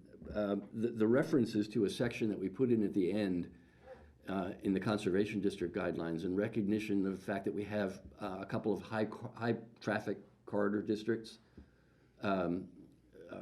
Roger Street and West Kirkwood. So we put that section in there to recognize that the rules in our high traffic and mixed use corridors need to be different from those in the interior of the neighborhood. But again, we invite clarification on what exactly this recommendation is. You want it now, or do you, when you're done? Whenever. I mean, if you want to clarify that now, that would be good. Debbie Scanlon, Development Services Manager. In bold and larger font than everywhere else, it says lots zoned for residential only uses. We don't have any districts that are zoned for residential only uses, so we're suggesting that you just list the ones that it's applicable to. So like, for example, along Kirkwood, it's primarily R3, but there is some RH. So do you want this to apply to both of those districts? And if so, we would just recommend you list them. Yeah, what that language specifically referred to was the R3 sections That's along what, yeah, Kirkwood. so because RH is also primarily residential, just so that will be clear later when you're looking through these, because a couple paragraphs down, you list out the mixed use districts, MD, MM, MN, and MI, so we're just suggesting you mirror that in the residential reference and say R3 and RH. Okay, so wherever, I don't remember specifically this reference, but wherever we say residential only, we should just say R3. It's just, yeah, if that's the role, it's on page 38 of your. Okay. Which is also page 128 of the packet. Oh, perfect, thanks. Okay. I'm Gabriel Holbrow, zoning planner for the Planning and Transportation Department. Just for the perspective here, Sam actually advised us to take out all the references to zones, but we decided to roll with But what they we had. change. Like, I would love for it to be an independent document that lives on well after zoning has done whatever zoning will do. Okay, now, a general comment on items 1 through 3 in this memo. What planning is asking us to do is to acknowledge that our guidelines, what they're asking is that our guidelines on setbacks, spacing, building height, and other things that planning refers to as zoning code restrictions be either deleted or revised to make them consistent with the citywide rules in the UDO. We urge the HPC not to be guided by these recommendations.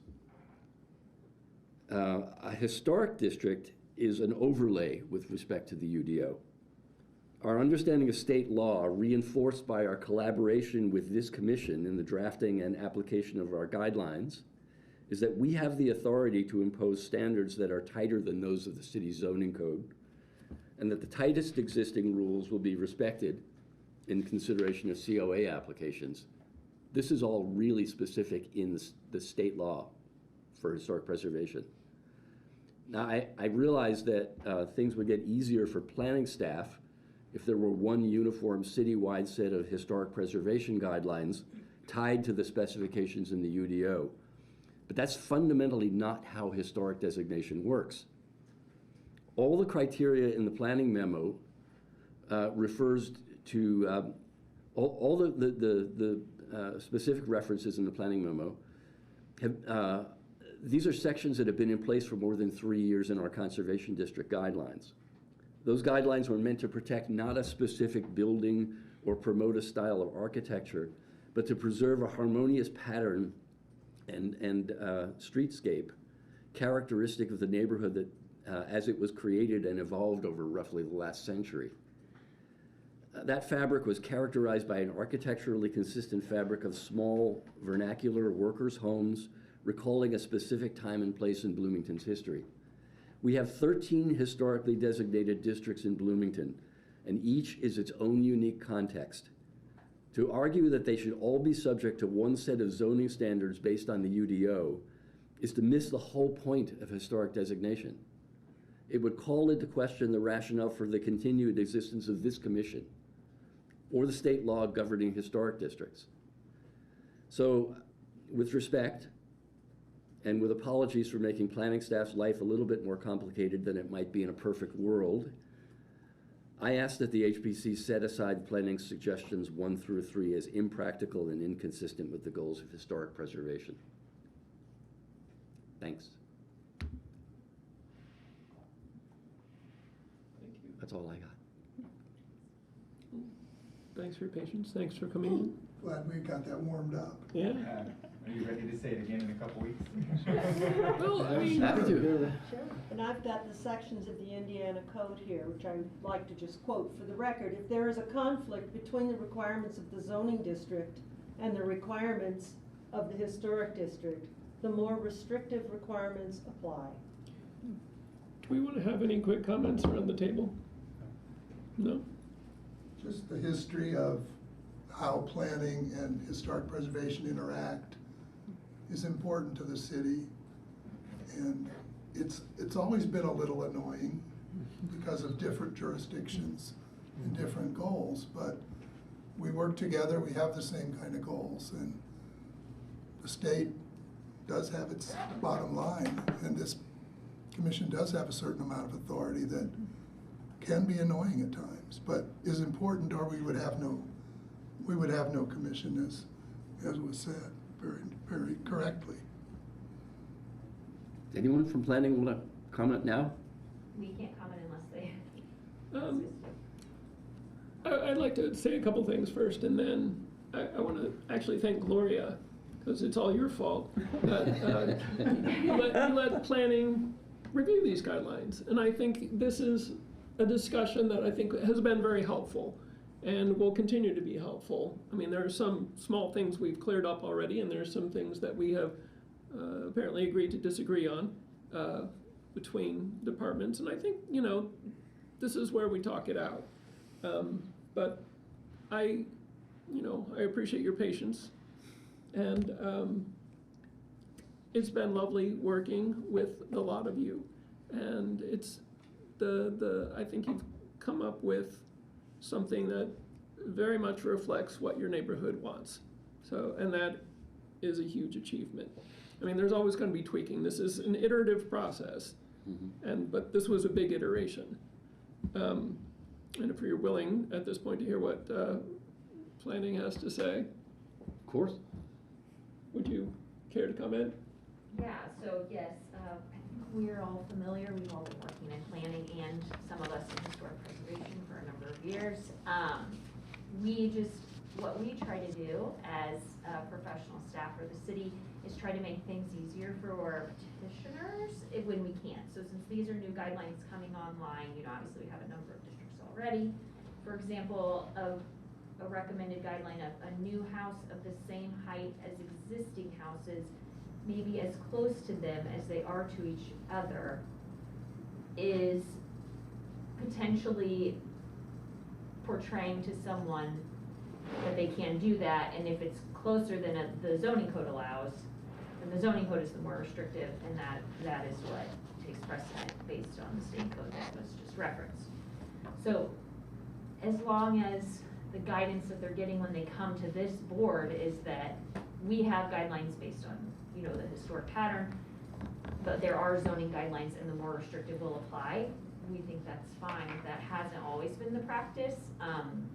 So we just want to make sure that the public will understand that these are guidelines and that if the zoning code is more restrictive, that will still apply to them, even though these guidelines are specific to this area.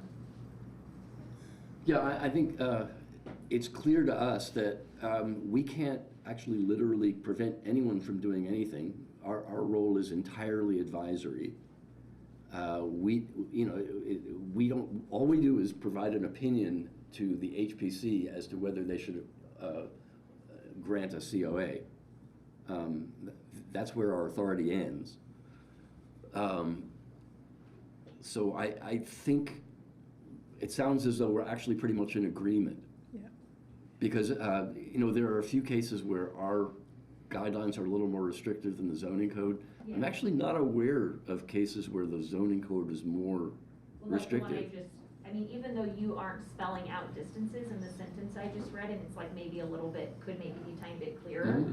If the buildings are very close together, then that seems to indicate that pattern could continue, but then the zoning code is going to have, you know, a 3-foot or a 6-foot separation on either side of the line. Side setbacks. So it's the setbacks, I think, for us that were the main kind of like, and then it's hard with the front setbacks because the zoning code provides a range, right? Or they want you to look at the immediate adjacent properties, but you're talking about looking at the block, and you specifically say, if there's a property, house that's set back farther, that shouldn't be considered. But if you live next to that house, then that is one of the things that the zoning code will consider. They'll consider that far back house and then the close house to gather your average. And so that is very different than what you're saying in the guidelines. So we just want to make sure, that it's as clear as it can be to the public that, I mean, our preference would be things that, like those two examples I gave, that kind of like muddy it, that those wouldn't be done. But we understand that that's important to you for how you guys would like, the further development in the neighborhood to happen. So that's fine for them to be included. So I think then the next step is, are we making sure that like the education of people who are applying for permits or coming to you is that this is the guidance we're giving you, but planning may tell you something different, and if it's more restrictive, you might have to do that. And your language could come into play at the Board of Zoning Appeals also. Right.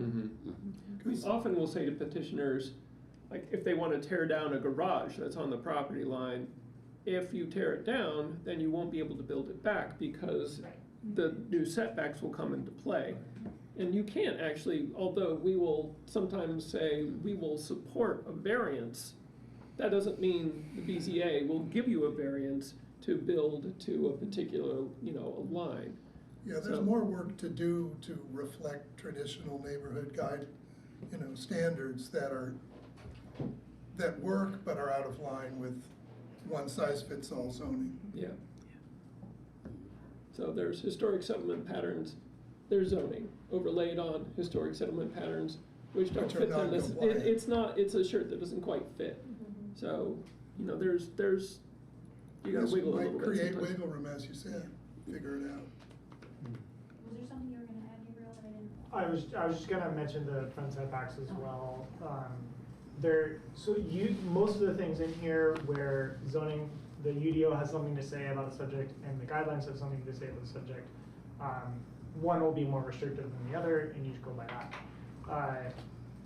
But there are a small number of situations where they're actually just incompatible, such as front setback, where it's the UDO looks at the two adjacent, two abutting residential structures, and the guidelines look at a block, where you could come up with prescriptive, it should be here, the UDO says it should be at this point, and the guidelines say it should be at this point.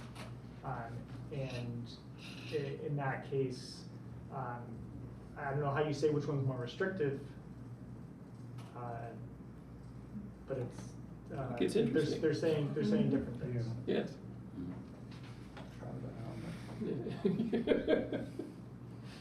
Did you hear? No. Try by combat. No. Yeah, we were discussing that. Yeah, you choose your best guy. He chooses his best guy. Well, the points of conflict could be where you amend UDOs in the future. Right.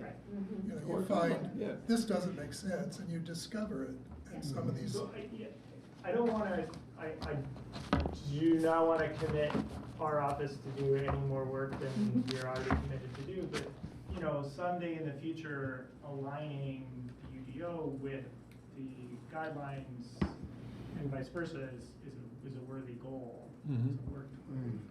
I don't think we're doing that this week. Or this year. Or this year. Or Because through the process of going to the planning commission and city council, the UDO can be amended, and it's yes, there's one UDO for the whole city, but there's different districts, and they can be drawn in different ways, and they can have different standards that can meet the needs of those neighborhoods. Oh, sorry, one last thing. We should look at this partial there was one that you said the thing. I don't know, as I think of it, I'll tell Gloria. It was one about sinking, and you said it's been in I'll watch the video back. It's been in the conservation, which is fine. It just, to me, seemed like it was a whole, like it was a thing, like, a thing that we don't review. So I just sometimes feel, I just wanna draw those to attention of people, like the roof guy. He doesn't have to get a building permit for that, so we're not like a stopgap You're on not- that. yeah. So just making sure you guys know what those are. I think That's, Is this your item 6? Oh, maybe, yeah. Sorry.